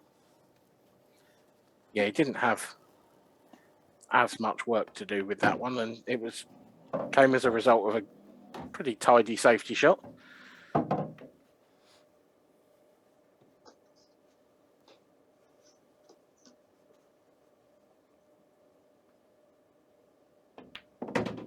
Looks like this match is going to go the distance. Jamie Clark hasn't put a foot wrong in the three frames that he won. Chris Kingham, unfortunately for him, hasn't really had enough chances to get the win he needed to keep his hopes of this tournament alive. But he has impressed along the way. Frame. He's put Jamie Clark to the sword in frame 5. There's one frame left remaining in this match. After that, there will be one match left remaining in the evening's play. And even though it's a dead rubber, Dan, I'm still really looking forward to Tom Barley v Ryan Clark. A proper contrast in styles. Two very accomplished players. Two players who are knocking on the door, if you like, of the top 16, the top 10. You'd expect both of those to be certainly in the top 16 by the time this time next year rolls around. Yeah, you see in their previous match as well, it was Ryan that won 7-3. You're definitely right in sort of contrast of styles. I think that Tom's a much quicker player than Ryan. This 30-second shot clock is going to suit Tom a lot more than it's going to suit Ryan. But you know, for Tom, it's going to be like almost like a victory lap, isn't it, Tom? Pressure completely off, exhibition mode. Well, I was going to say he could quicken up and start playing, but he just Final does that frame. anyway. Chris Kingham to break. I mean, he's won his Three first frames two to matches in all of Time running. maximum 20 minutes per match. He's just flew through his first two matches, and I mean, it's going to take some stopping, isn't he, on that form? I mean, I'm not talking about tonight. I'm talking for the rest of the tournament. He's been brilliant. Yeah, certainly one to watch for the rest of this tournament.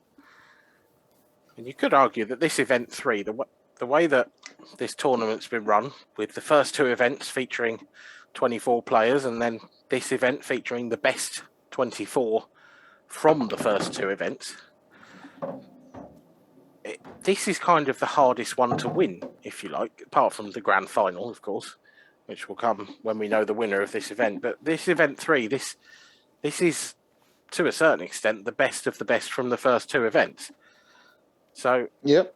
Tom Barley coming into this in such imposing form, he's really 10 throwing out a message to everyone else in the tournament, yourself included, Dan. Yeah, laying a marker down. Yeah, I'm in top form. Beat me if you can. One of those players, like I said, I think the shot clock really suits him. He plays quicker anyway. Plays quick naturally anyway. So, whilst it may make other players feel a little bit flustered and time pressured, he doesn't really get that. He kind of can just play his normal way. So that's an advantage for him. He's ultra aggressive, and these pockets on these TV tables play a little bit more generous than what we see on the tour tables. So I think 10 that suits the seconds. ultra aggressive player as well. Extension, please. And aside from that, he's a bloody good player. So he's tough to beat.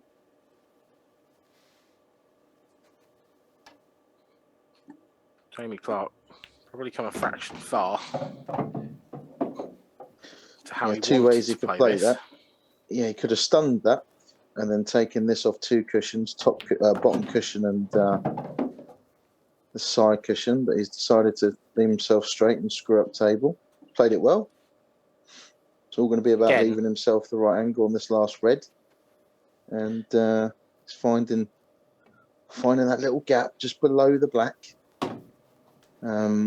basically just to the left of where the cue ball is now. So he's got a little window, very small margin of error. Oh, it's a great shot. Lovely shot. That is a great shot, Jamie Clark. He might need a step ladder, though. Yeah. Really stretching on this. Yeah, an inch or 2 short, but perfect. Well played. Frame and the match. Jamie Clark Jamie takes Clark our wins 5th 4 match frames of to the 2. evening over Chris Kingham by 4 frames to 2. Both players gave us a very entertaining contest, but for both players, in the end, it was to no avail in the group. Mark, Gary, how do you see that one? Yeah, classic. Well, say classic, but I'm looking forward to the last match because although Dan said there's like it's a dead rubber, the bookies have gone exactly the same price. Just looked on my phone. They're going 6-4. Where are we? 6-4 Ryan Clark, 6-4 Tom Barley, and the draw is around about the 2-1. Now, what you've seen early, Mark, and I think the boys agree, Dan Davey and Dan Fairway, surely Tom Barley should be favourite, shouldn't he? Yeah, he should be. But Ryan Clark, he's due a win. We've just seen Jamie Clark play some brilliant stuff there and just loosened up. And that's what Ryan Clark could do now. Just loosen up and just let the balls flow. And you never know, he might get a result in this. So give our viewers words of wisdom. They've got 3 minutes now to look at the odds, all our betting partners. Who do they go for? 6-4, Tom Barley or Ryan Clark or the draw? The draw. Draw? 2-1. Yeah. I'm going to go to Tom Barley. See you in 3 minutes. Get on that internet. Get a bit of value.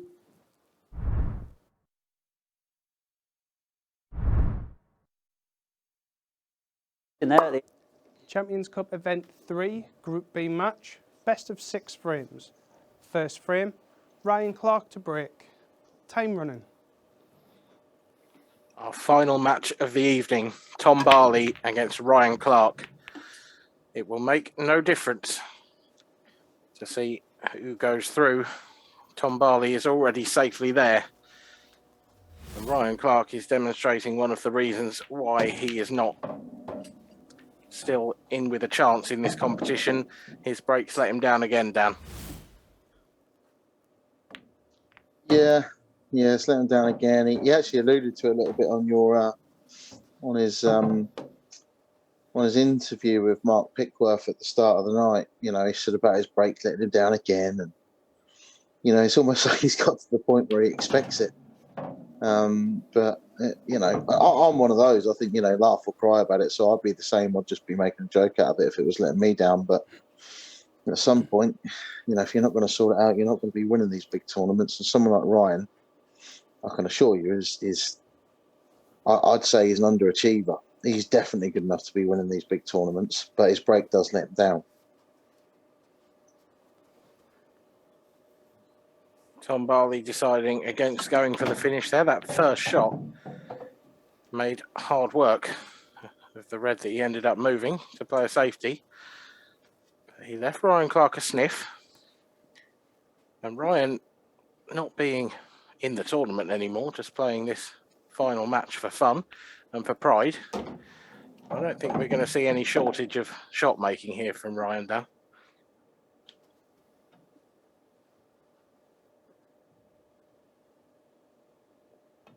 No, and dangerous player he can be at the best of times, let alone when he's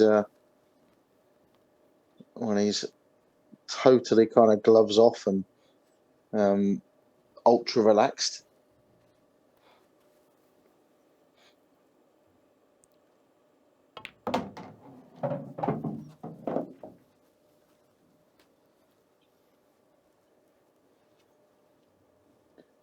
I don't think that yellow passes into the bottom right corner, so it is well and truly gung-ho stuff from Ryan Clark. Left himself the perfect angle, though. Oh, he's taking his eye off the pot. Actually wouldn't have been that nice even if he got it. In some ways, it's probably a better one to miss because it's left Tom a horrible looking table to come to. Yeah, and he's gone for the double and he's got it. And look at the position. He can play this red up the right-hand cushion off the yellow now and unblock the pocket as well. That is an unbelievable shot. Oh, it's filth, isn't it? You filthy animal, Tom Barley. It absolutely is. Oh, it's disgraceful. I sort of joked about him being in exhibition mode, but he's well and true. That's exactly what he's in. One for those at home, worth staying up for. Oh, yeah, there's certainly going to be fireworks tonight. At the moment, it's Tom Barley providing them. He leads Ryan Clark by a frame to nil. That double. Just. Wow. Let's have a look. Absolutely leathered it. What a shot. Yeah, but look at the position as well. I mean, what a shot that is. Yeah.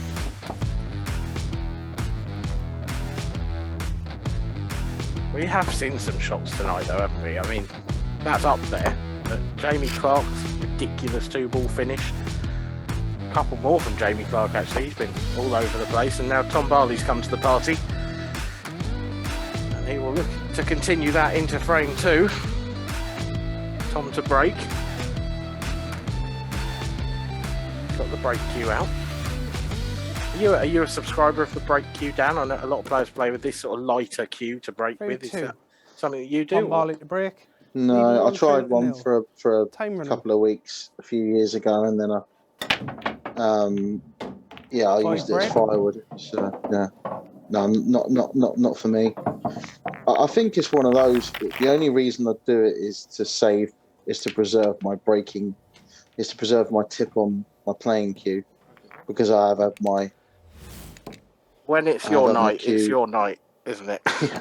And then Tom Barley, he knocked the cue ball in off the break, and he knocked the black in as well, so he gets to have another go. Sorry, Dan, I interrupted your thought there, but no, it's all right, mate. It's all run Don't for worry. Tom tonight, hasn't it? It's all run for him. Yeah, look, he ain't got a care in the world. You've never seen a man more relaxed, have you?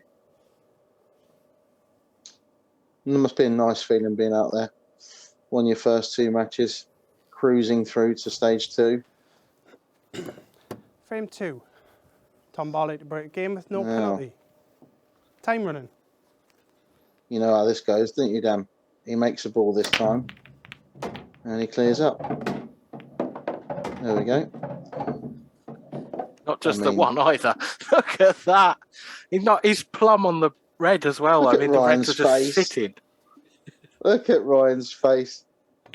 He's almost disgusted, isn't he? He's like, yeah, that's what happens to me. I hope someone's timing this one. Yeah. He's got 30 seconds a shot. He could do the frame in 30 seconds if he gets a move on. Yeah, just as I said it, he stopped. Are they listening to us, do you think?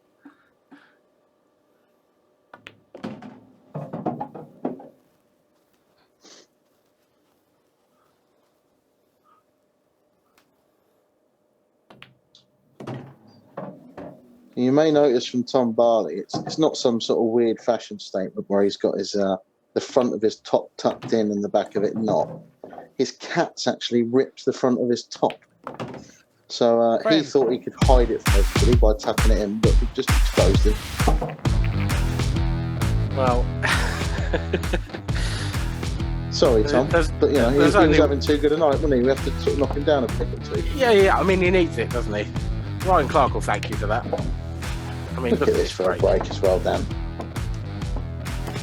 Unreal, and it's just the way the cube will just run perfectly onto that red as well to give him a magnificent opening angle. But Dan, like all these top players, there's only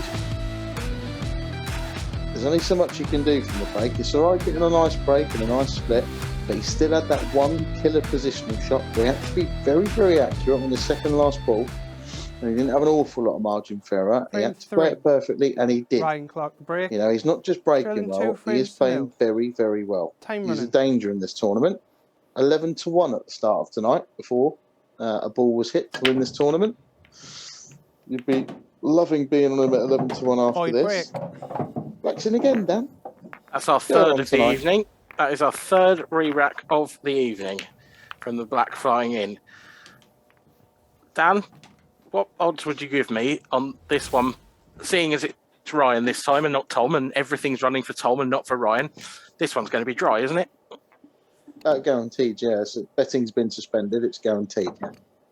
That's the way it works. That's exactly what Ryan's thinking. You see the smirk on his face. He knows. He knows it's coming, a dry break.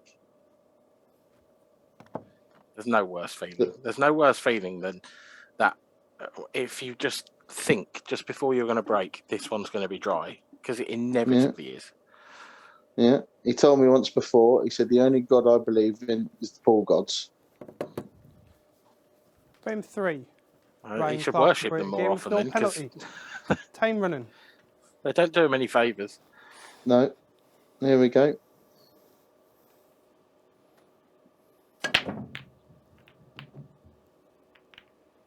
Oh, he's got one. He's got one. There we go. See? Commentator's curse. That is... To be fair, he deserved the ball there. He's hit him really well. He did deserve one. Ryan's not normally known for his speed of play, but he's certainly showing he's got it in him in this match. You may have seen a couple of videos from us on social media asking the players some of the questions. We asked all the players who the slowest player was, and quite a lot of them, I won't say all, because it wasn't all, but quite a lot of them suggested that it may have been Ryan. I think you were one of them, Dan. I don't know if you remember. I do, I think the conversation went, who's the slowest player? Ryan Clark. Who do you like playing the least? And I said, Ryan Clark. Yeah, it was in order, wasn't it? Look at him now, though. Running through it like Tony Drago. The problem is, Dan, next time you play him, you're going to think, why aren't you doing this? Look, the guy's got so much natural ability. He's such a good curist that, you know, it's frightening sometimes, so frustrating to see how well you can play when you do just clicking up and how easy you can make the game look. Well, Ryan Clark has certainly sped through that frame. It's 2-1 still to Tom Barley, but Ryan has just kept the Tom Barley train in check. Nothing he might be able to do about this next frame, though. It is Tom's break. Are we going to see the black in again?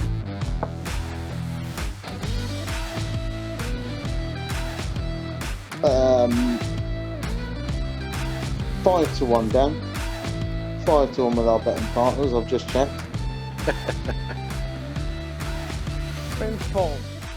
You wouldn't believe this, Dan, but I actually had this happen to me, and I can probably tell you, years I play for, you know, I might pot the black off the break 5 or 10 times a year, and it actually happened to me 3 in a row, and 5 in a match in a race to 20 against someone.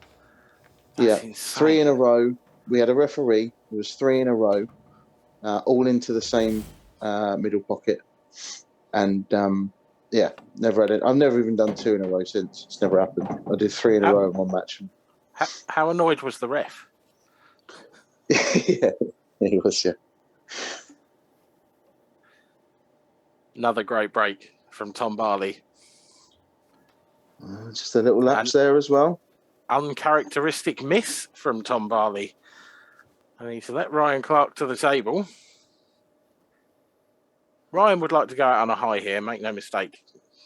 You know, even though he's quickened up, he's moving around the table, he's still taking this seriously. Of course, look, he's trying to find different ways to get the best out of himself. You know, he knows he can't qualify or get through, but you know, wants to. If he can look at this, I mean, this is exhibition stuff from Ryan. He's just nonchalantly knocked the double in. Does that red pass to the right centre? I think it does. Oh yeah, I think it does. I mean, have they swapped? Have they swapped bodies? It's Freaky Friday. Except it's Tuesday. I think he's ordered a taxi. I think his taxi's outside. Well, they could share one and then it wouldn't matter. Tom Barley 2, Ryan Clark 2. Going into the 5th frame now of this final match of Group B. And it's anyone's. It's all to play for. In terms of the match at least. For those of you who haven't been with us all night, Tom Barley is safely through to the next stage of this competition. Ryan Clark is almost certainly out of it. I think if he won this match from here, he would have 3 points with a frame difference of 0. That's not going to be enough. Ryan Clark to break. Score tie. Yeah, there's no chance, mate. There's more chance of me turning up tomorrow with a full head of hair than Ryan Clark getting through, even if he does win this match. You could buy a wig. No, not happening. I've seen firsthand how embarrassing that is. My granddad was bald for from his mid-20s. Part of the reason why I'm probably bald in my mid-20s. And he turned up one day at about 60 years of age with a full head of hair. Worst wig you've ever seen. It was still alive and kicking today. He's 85, going strong. He won't be listening, so I can get away with saying what I want, really. Still got the wig. Yeah, he hasn't. The haircut hasn't changed in 25 years. Look at this from Ryan Clark. He's running around the table. I think he's all right, Dan. Yeah, he's just nudged that yellow enough. And they're black. I mean, this is crazy stuff from Ryan Clark. He's... Black does go into the right centre. Yeah, he's all right. And no one's ever seen Ryan play like this, have they? No. I think he's... yeah, I think there's a little bit of blood coming from his nose. He's got a nosebleed, I think. Well, he leads by 3 frames to 2. Frame. Ryan, there's no let up on Tom Barley here in this last match.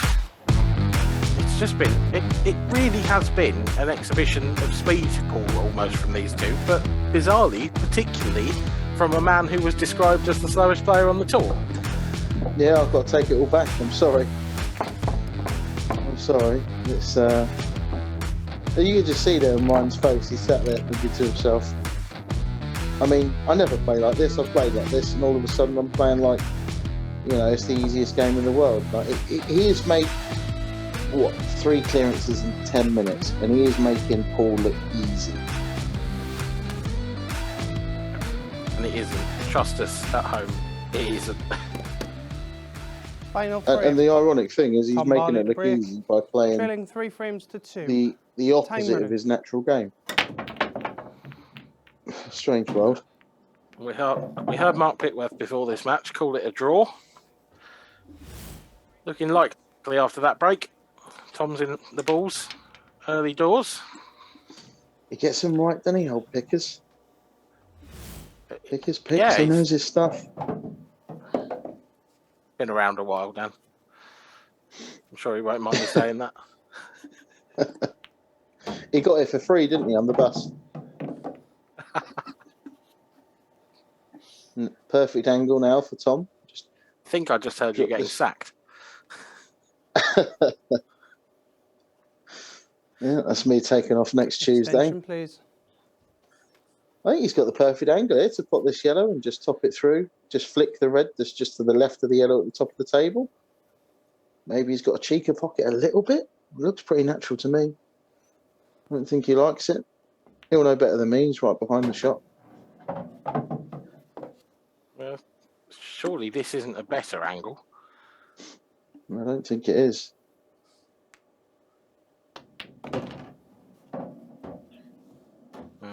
Well, he must think he can get to it then without... There we go. Just about.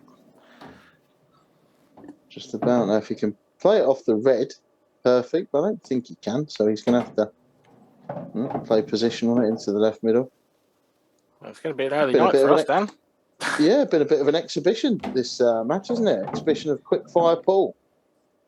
An exhibition of quick fire pool, and it's Tom Barley and Ryan Clark who share the honours in this last match.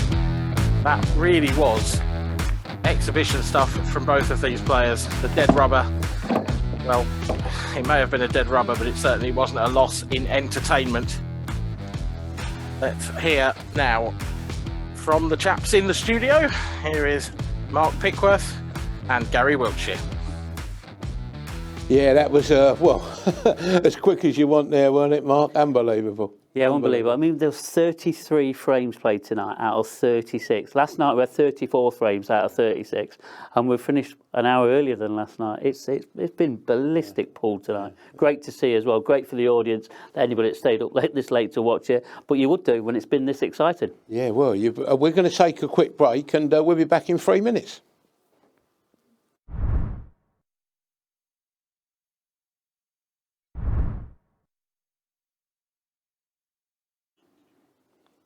Yeah, well, we beat the clock tonight, didn't we? With the time, it was very, very quick, wasn't it, tonight, Mark? In fact, what record, isn't it? It's up there as one of the quickest nights ever, yeah. And credit to all the players. They seemed to play at a great pace. The table played lovely. It broke nice, and we've seen some great exhibition shots as well. The only thing is, Mark, I think this is my 20th night with you, and I'm getting a bit fed up with you now because your selections tonight, you've tipped 2 draws. And there's been 2 draws, hasn't there? You know, I mean, even the boys said, didn't they? You know, plenty of experience. Our pickers picks. When he says, like, when you open your mouth and you fancy something, 9 times out of 10, you get it right, mate. Yeah, 2-1. So hopefully people have followed me and the other side before 5-2. So if you had a double, you get 10-1 for your money. There you go. Them 2 ones. Easy peasy. Tomorrow night, Mark. Who we got tomorrow? Well, we're going to have Jake Dillon Newlove. We've got our very own Dan Davey, the commentator. And then we've got Miles Deleuze, Mad Dog, and then Jason, top of the bill, Hill. It is going to be another classic night. It really is. Could it be as good as tonight? Yes, it could. This could be a blockbuster. Yeah, but them 4 players we've got tomorrow, I've just seen some odds that have come through for tomorrow, and one of our betting partners made Dan Davey odds-on favourite, like one of them did tonight. The banger boy, didn't they? Tom Barley. But Dan Davey, I know, look, we love Dan. You know we do. He's going to bring us a bacon sandwich tomorrow. He's going to bring us some pancakes as well. Don't forget them sausages. 94% meat in his cafe. Wow! But should he be odds on? Yes, he should be. He got to the event got to the event 1 final, just like Tom Barley did. He finished 4th in that group. Yes, he finished last, if you want to call it 4th or last, whichever one.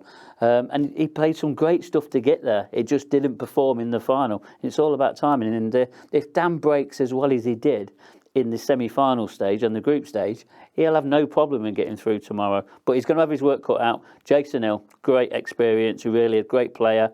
Then we've got Miles Deleuze. He's a really good professional player, and if he comes to the party, then it's going to be a brilliant match. And then the amateur qualifier, Jake Dillon Newlove. He's been in the top of the amateur rankings before. There's no reason why there can't be another upset as well.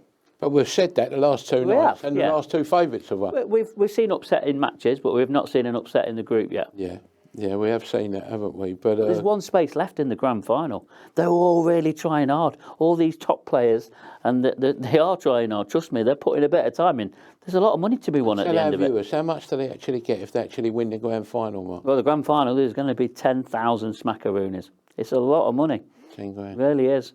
Plenty of bangers and mash, eh? Absolutely. We've got 8 shows left after tonight, and that'll be it. So we're going to find out very soon who's going to be winning that £10,000. Talking bangers and mash, we've had a great night here, haven't we? Been brilliant. Paul. You know, last night was completely different than tonight, wasn't it? Yes. Nice yeah. and steady last night. Tonight, Wow. quick fire, Paul. I've enjoyed it. You know, the quick fire. A lot of energy. Lot of energy. This is how our game is normally played. Right. And it's just, you've got to take the rough with the smooth sometimes, but most of the time it is really fast, and, lots of action as well. Well, what we're going to do, when we finish the programme tonight, we're going to show you the match that was on YouTube at 8:45 this evening. And it just goes to show, because in the last match there, we see we played Tom, didn't we? And he was just played fast as anything, didn't he? Now, in his first match, he never played like that, did he? He was as slow as anything. You said he was a slow starter. Yeah, Ryan, yeah, definitely. Right. And you'll see 2 different Ryan Clarks playing. Yeah. So what you've just seen now, and then what you're going to see, Yeah. and we're going to show you now the first match on YouTube, it's completely 2 different Ryan Clarks. They'll even think it's 2 different days. That's what I think we should show it for. Absolutely. So we're going to close the programme anyway and say thanks very much, as we always do, to our production team, our referee Brian Moss, our commentators Dan David, who's playing tomorrow night, Dan, and Dan Fairway, and everyone else, and this man here. Well, don't mention his tips, please. But we're going to show you now the match from YouTube early on this evening, and we'll see you tomorrow. Good night. God bless you.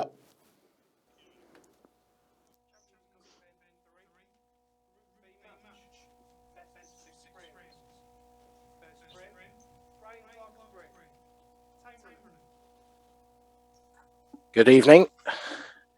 Welcome to the Sporty Stuff TV Champions Cup, Event 3, Group 2. Starting off with Chris Kingham versus Ryan Clark. And Ryan's going to get us underway, and he's going to have to do it all over again because he's knocked the black in straight off the break.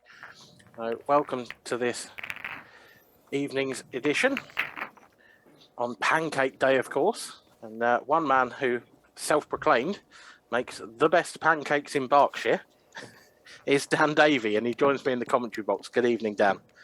I do. Don't laugh about it. It's true. I do make the best pancakes in Berkshire. So yeah, it's a no laughing matter. But yeah, looking forward to tonight. What do you reckon, Dan? It's so tough to call. It's so tough. I mean, I think there's a clear gulf. I think Chris Kingham, Jamie Clark, they've probably got their work cut out. Ryan Clark, Tom Barley. It's between those two for me as a coin toss. But in these short races, anything can happen. Yeah, and I think we saw Jamie Clark first time around really enjoy himself being underdog, didn't we? And won his group at 8-1. And I don't know. I think some people like that mentality, didn't they? Like a little bit of a almost feel like it's a free hit, not too much expected of them, but deep down they really believe in themselves. And I know Jamie does. So yeah, I think we see Chris Kingham as well, the outsider for this, the amateur, but he beat Clinton Hanson first time round, on the big stage. So I think we could be in for anything tonight. Yeah, I think it's going to go down to the wire. Extension, please. Ryan Clark, I saw he posted a little Facebook status, a social media status about this tournament earlier. And, he said, I hope I can get a few balls on off the break. Hasn't gone that way for him to start with. He's gone dry after that re-rack. So now Chris Kingham can come to the table. And, it's not a bad chance, but these yellows are a bit clustered up, Dan. Yeah, messy table, you'd call it. Nothing necessarily needs to be cannon, but you'd need to be a couple of real pinpoint positional shots to land on one of these yellows into the right middle pocket. And the 2 reds at the top of the table are just getting in the way from them. So that's what's going to stop Chris from sort of clearing these up. He has got an angle now, though, to go into them. I think he's got the perfect angle, really. So it's all about how this comes out.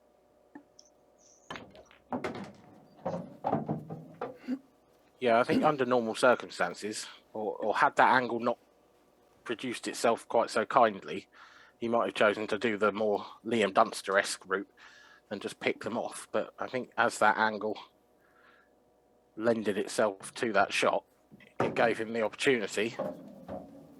If this cue ball's come far enough, that's a really nice shot, but it's really tight. Yeah, they came out really well, actually. So he played the cannon well. I mean, it was almost unavoidable. He was always going to get the cannon, but they came out pretty good. And like you say, I think he's definitely underhit it. It's just whether or not he can get there and hold the cue ball, which he's done. So, they sprung a couple of upsets in his first time round, Chris Kingham. Is he going to do it again? Nice shot there. Just dug into that yellow. Get the cue ball back out without flicking the other one. If he flicked the right hand of those two yellows, he may have ended up in trouble on this shot. But the black clearly passes to the left centre as well.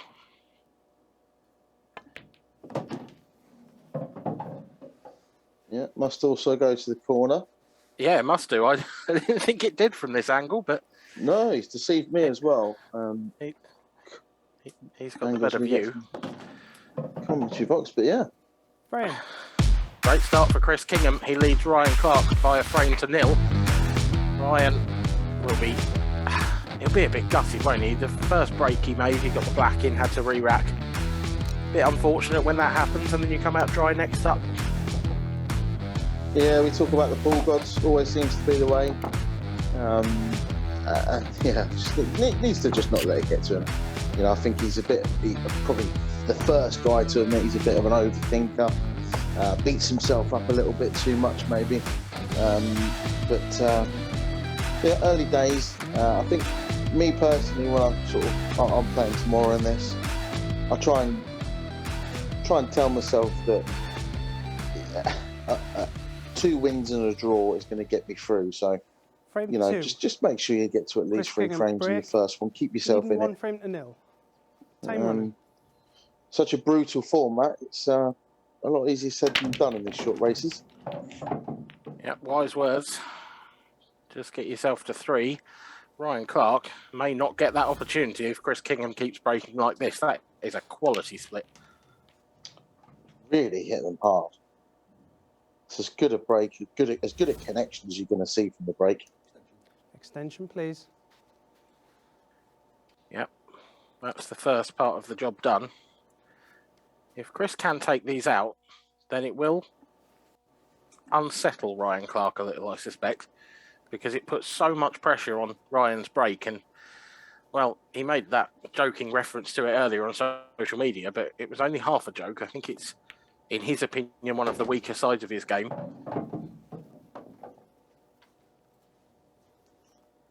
Yeah, but he's in, and he's gone for reds. They're all sort of in the open. They're covering each other a little bit in the middle of the table, but it's a chance. It's another good chance. Could be 2-0 up in a minute or two's time. And yet to put a foot wrong, he looks confident again. Yeah, this feels like a key shot. Just getting position on his next ball. That's pretty good. He can just drift this into the bottom left and cue ball will come nicely through that gap between the reds. Once he's in there, they should be gone. Yeah, slightly hampered queuing. But if this goes well, which it has, he must have a nice angle on his third last red. So that's 4 straight shots from here. Yeah, it's a very good start. Sort of starting a little bit from where he left off in the last group stage. He didn't quite make it through, but did a hell of a lot better than what certainly the bookies thought he was going to do. And really impressed me, I think. I'm not too surprised to see him start like this. No, I mean, he started like a train in that match. I'm fairly sure I'm right in saying the Clint Jansen match was the only one he won in that group. And that was his first match. And it was a real shock to the system for, I think, every single person. I don't think Chris would think that was an unfair comment. But no, I think he was 2-0 down, wasn't he? And just reeled off 4 in a row, I think. And frame. Just fearless. Fearless indeed. Chris Kingham leads Ryan Clark by 2 frames to 0. Ryan yet to see the table apart from a break. It's a perfect start for the man from Brighton, way down in Sussex, my home county. I don't actually know Chris that well, despite the fact that he probably lives closer to me than almost any other player on the tour. He actually told me, this is your fairly close by, he just tries to avoid you best he can. I don't know Well, why. who could blame him? Yeah. To be honest, if he plays like this, I'm quite glad he avoids me. Because, I'm not a fan No, of getting that's the dished up only- all the time. That's the only time he does want to meet you, is when you're in a tournament. I don't know why he said that as well, but No, it's funny. It's weird that he would say things like that. Frame 3. Ryan Clark to break, trailing 2 frames to 0. Time running. well, Ryan Clark 2-0 down and hasn't put a foot wrong. Hit a decent break, didn't make a ball, finds himself 2-0 down. It's tough at the top. That one's better. Oh, no way. Wow. This is going from bad to worse for Ryan Clark. 1 free shot, 1 visit. This is a disaster of a start. Time running. Yeah, very harsh. Very harsh there. Hit a decent break. I mean, he's hit the break really well. Controlled the white okay. It's gone towards the corner, but it's fine. Just got kicked in off. Always seems to be the way when you're chasing a match. And Chris Kingham in it again for fairly easy chance for 3-0. I love that opening pot. Just taking on the plant, taking the no danger in it, of course. It was the right shot. He had his free shot. It was the shot that opened things up. I love that he's just gone for the straight plant. Didn't sort of dolly the black out into open play or anything. Just positive, confident cueing. Yeah, just shows he's sort of thinking clearly. He's fairly confident, and I suppose so. You should be 2-0 up. Played 2 perfect frames. Fair to say that he hasn't had to work for his frames just yet. And that's, I think, where you often see the difference between a very good amateur like Chris and one of the top professionals is it's not taking these out. Most of the amateurs in the game would take these out 9 times out of 10. It's when things start to get sticky. It's when the cue ball starts to run out of position. The professionals are much better at pulling it back. Yeah, I'd agree with that. I mean, from the looks of this as well, he isn't going to be able to get as close to the black as he wants. So it's just all going to be about how what angle he leaves himself in his last red as to how close he can get to the black, because that certainly can go wrong. So he needs to be careful with that. Not the best shot, that previous one. I'd have thought he wanted to be a bit straighter on this red. Pulled it back nicely. But yeah, it's a bit of a risk reward, this, isn't it? From getting from that last red down to the black, how close to it do you want to get? Do you just leave yourself on the side cushion and make sure you leave yourself a shot? Or do you come down table and try and get past that yellow? That's a big risk. But if you land on the black, it's unmissable. Yeah, and I thought he might have, I mean, it's too late now, but I thought he might have, when he had 4 or 5 reds left one of the 2 reds closest to the middle pocket as his last ball, but he's gone this way. And that is very nicely controlled. Very confident positional shot to play. Yep, left himself a bit of a blind pocket, but no worries at all for Chris Kingham. He strokes in the black. He leads by 3 frames to 0. Ryan Clark is in the unenviable position where he could lose this game by 4 frames to 0 and not see the table. Well, I mean, hats off to Chris Kingham. What a start. Absolutely. He's been phenomenal. Flawless, and I think it's easy as well to say that, well, he hasn't had much difficult stuff to do, or he hasn't had it, and he hasn't had a clearance where he's had to break a ball off the side cushion, play a miracle position or developing shot. He hasn't had to do that, but it's still a hell of a lot easier said than done to pick them off one by one, control the cue ball for the entire clearance, no lapses of concentration, especially when you're on TV. He's done it well. He hasn't put a foot wrong so far. That's off. Frame 4. Chris Kingham to break, leading 3 frames to 0. Time running. Chris Kingham approaches the table for the break in the 4th frame. Made a ball, he's made a couple. He's got the chance to run out the perfect match.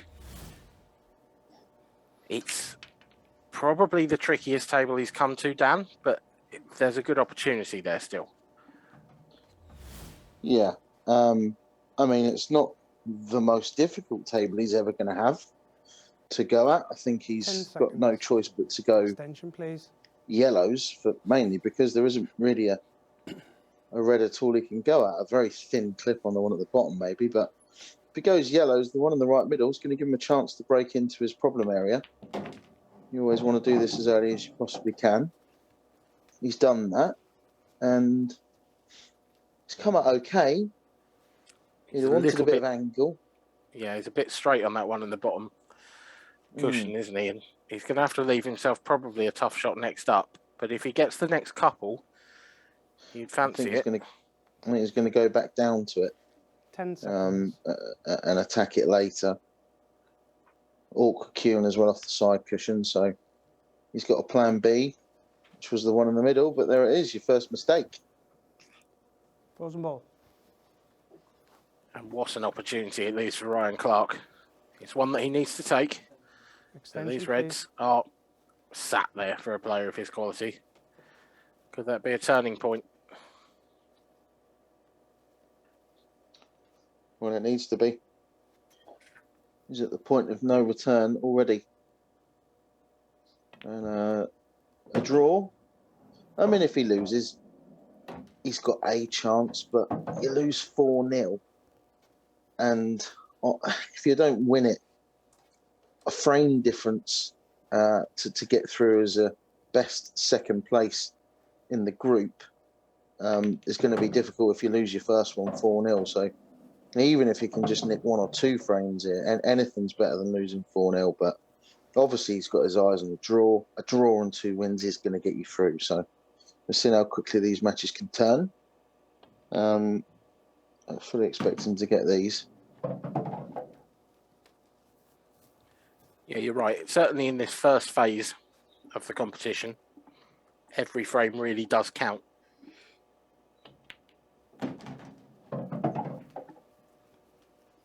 Ryan's just confidently mopping these up. Be interesting to see how Chris recovers from this.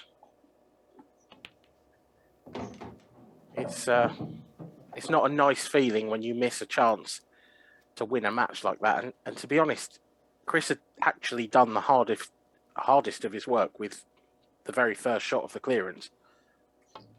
Yeah, he was still going to have a couple of tricky positional shots to play, but nothing that was going to be ridiculously difficult. Frame. Either way, 3-1. Ryan Clark gets himself on the board and off the mark with that counter clearance against Chris Kingham. But it'll be Ryan to break next, and this is, I think, the true test of whether the momentum in this match has truly swung, whether Ryan can make a ball off the break. Well, yeah, I mean, he's hit them well enough. I can't say he's broke great. I mean, look at Chris Kingham's first 2 breaks. Hammer breaks. Absolute, like, so much power. The difference between the way the pack splits between Chris's 2 breaks and Ryan's is night and day. So, you know, I mean, that's a big part of why he's 3-1 up. But needs a ball off this break and needs to not get unluckily kicked in off the corner pocket again. Otherwise, it could be curtains. Frame 5. Ryan Clark to break, trailing 3 frames to 1. Time running. Ryan staring down the barrel. in more ways than one.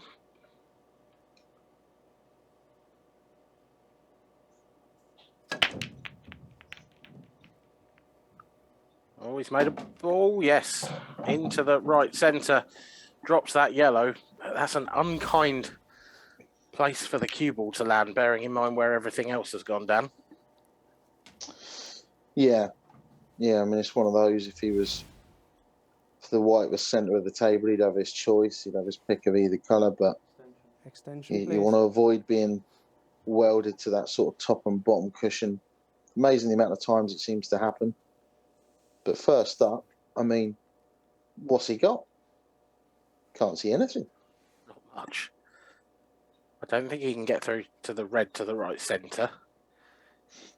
I mean, He's got a difficult cut, top left corner pocket into on the yellow. It's just very harsh.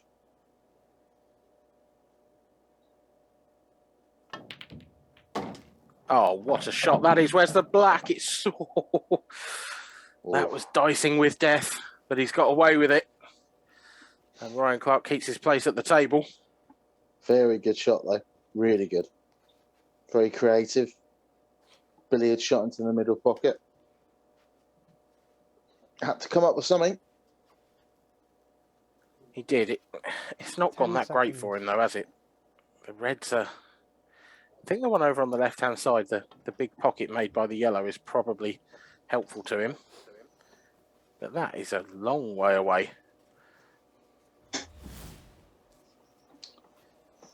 Here's the first shot of this clearance. Extension, please. It was a tremendous shot. But it might be to no avail. Chris Kingham gets his second chance to win this match. Actually, yellows are pretty good here, Dan. Yeah, I mean, even the yellow over on the right-hand side, I think it will drop into that right middle pocket if he gets on it nicely, but it's also quite an easy double if he can land on it good. He's just over on that one slightly. He might now have just dawned on him that if he'd have played that as a stun, he could have just doubled this yellow on the right-hand side and got that out of the way, but everything else goes, so it's at least it's more than a half chance to win this match. I do wonder if that's down to the grip on the cloth. Oh, my word. Foul. That's brutal. Yeah. Look, it's harsh, but that's the problem with having to rely on going into balls. If he'd have just played that previous shot, that previous plant that he played, and stunned the cue ball, kept it where it was, he could have been playing a double, which I don't care if he likes playing doubles or not, he'd have been 8 or 9 out of 10 to get the double. And if you compare that to the shot he's just played, the likelihood of it coming out nice is probably more like 5 or 6 out of 10. So maybe might be being a bit harsh there because it was unlucky to get kicked off, but you don't want to leave yourself trusting to any luck at all if you can. He put the yellow safe as well with that shot. It wasn't a very good shot at all. But I do wonder, when you're talking about when he should have stunned it, I do wonder if that's got to do with the reactivity of this cloth. There was a shot a couple of frames ago during one of his clearances where I felt he should have stunned one. And I just wonder whether he's got an issue where sort of stunning and screwing. Foul. What is going on here? Is there a magnet in the pocket? Well, you see the side there as well. So that looked like that was for all the world just hitting the jaw, but because he's played that with right-hand side, the running side, so to speak, has flung it in off the side of that, off the jaw there. If that had gone into that jaw plain ball, it would have rattled and stayed in the corner. So it's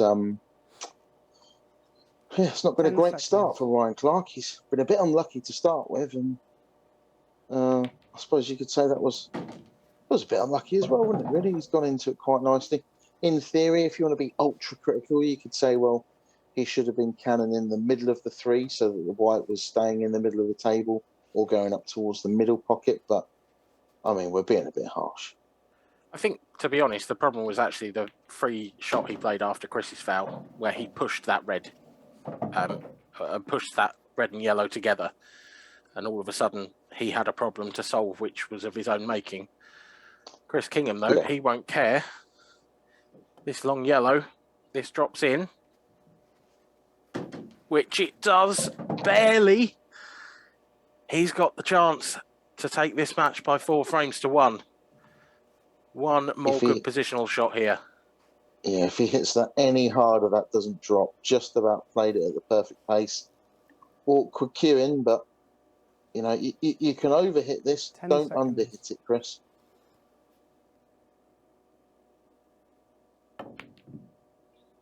Oh, he's tried to pinch a bit of the pocket and go for... I think he's changed his mind last minute and thought he could pinch a bit and go through the gap that he's gone through, but by doing that, he's missed it thick, so it makes me think, I don't know if that was actually even possible in the first place. Originally, he was looking at going over towards the right-hand middle pocket and threading it down that side of the table, but I think he's changed his mind on the shot there. It's cost him pretty dear. I mean, the alternative as well, Dan, is he could have just dropped that in and left the cue ball roughly where it is now and taken the black long. I think, given his time again, he would have chosen any other option but the shot he took on. But that is what the shot clock can do. These players have 30 seconds per shot. He'd already used his 30-second extension in this frame. And it was probably that pressure in the end that was telling.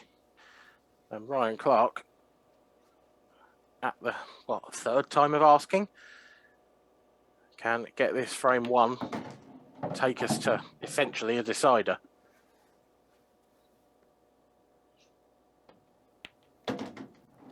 Frame. It drops. Ryan Clark pulls back another frame, but Chris Kingham will have the break in the 6th and final frame. He will have the chance still to go ahead of this group after the first match. He's played well, Dan, but he'll be disappointed now. I think, regardless. I mean, if he comes away with a 4-2 victory, he'll still be happy, but I think he was eyeing 4-0 after those first 3 frames. Yeah, and you need to sort of stick the nail in the coffin when, well, all times, but especially in short formats like this.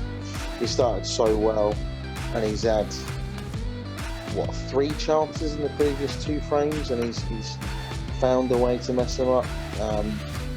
He's going to be feeling great out there now, so he needs to put that to the back of his mind, remind himself of how well he started the match. Frame. He's obviously queuing well. Chris Kingham to break. Another massive break will be the first order of the day. Time running.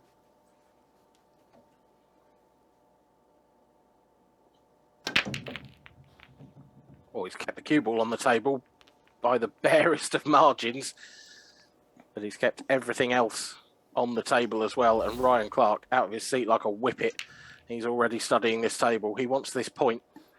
He knows that it keeps destiny in his own hands. He hasn't hit them as well, but he's not caught them anywhere near as flush. Still got an awful lot of power behind it, so got a decent split, but the white almost went straight into the middle pocket. It's just at the jaw. So a bit of tension in the arm maybe that wasn't there the first couple of breaks when all was well. Bit more pressure now. Ryan Clark's in first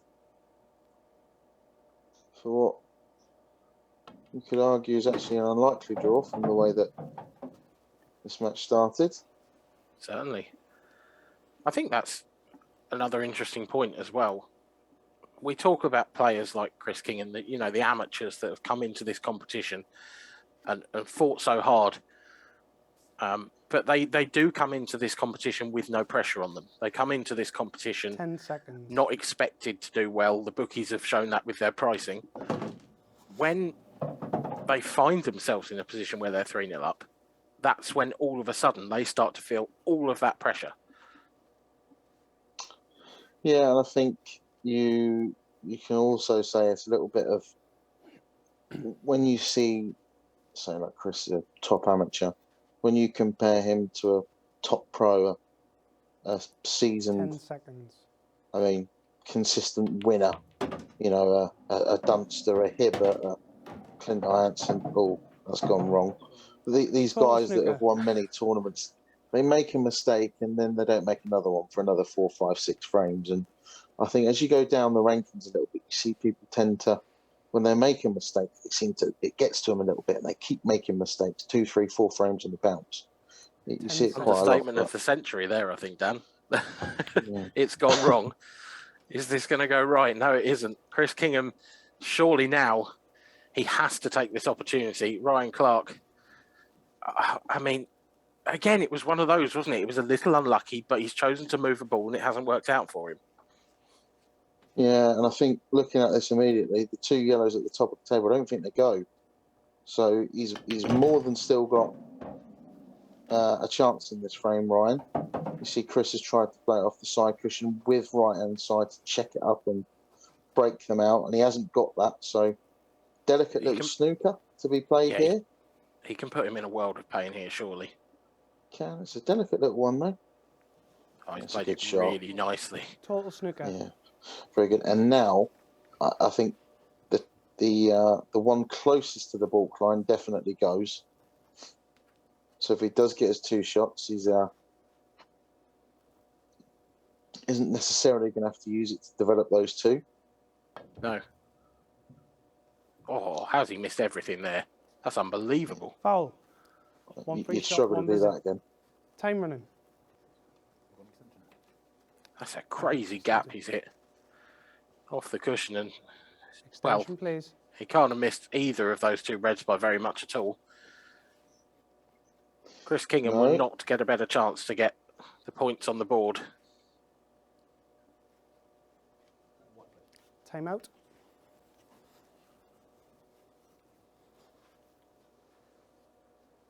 He's got a decision to make here about that yellow on the right-hand side. Time running. If you're right behind that, you may be able to drop it into the pocket, but you're not going to be able to do a lot with the cue ball. So if you left yourself a nice angle, cue ball slightly further over to the right than the yellow, and you could just drift it in and drift across for one of those yellows in the bottom half of the table, then that would work out quite nicely. Is he going to try and move it? That's a lovely, lovely controlled cannon. Beautiful. Really well controlled. And there was his plan from the start. You could see he took the first one, deliberately left himself the angle to do that. And it's one of those cannons that, because he's playing it with running sort of right-hand side, as long as you play it at the right pace, it's really hard to see how it can go wrong. Because even if you catch it thick, you're probably leaving it into this bottom left corner. He's just played that one in. Really impressive, this from Chris. I mean, he's all right, a couple of mistakes the last 2 frames, but he started the match like a train, and he's finished it off really, really well. Very good clearance and a really impressive performance. He's had a good chance in every frame. Chris Kingham has taken 4 of them. He beats Ryan Clark by 4 frames to 2. He is the first person in this group across the winning line.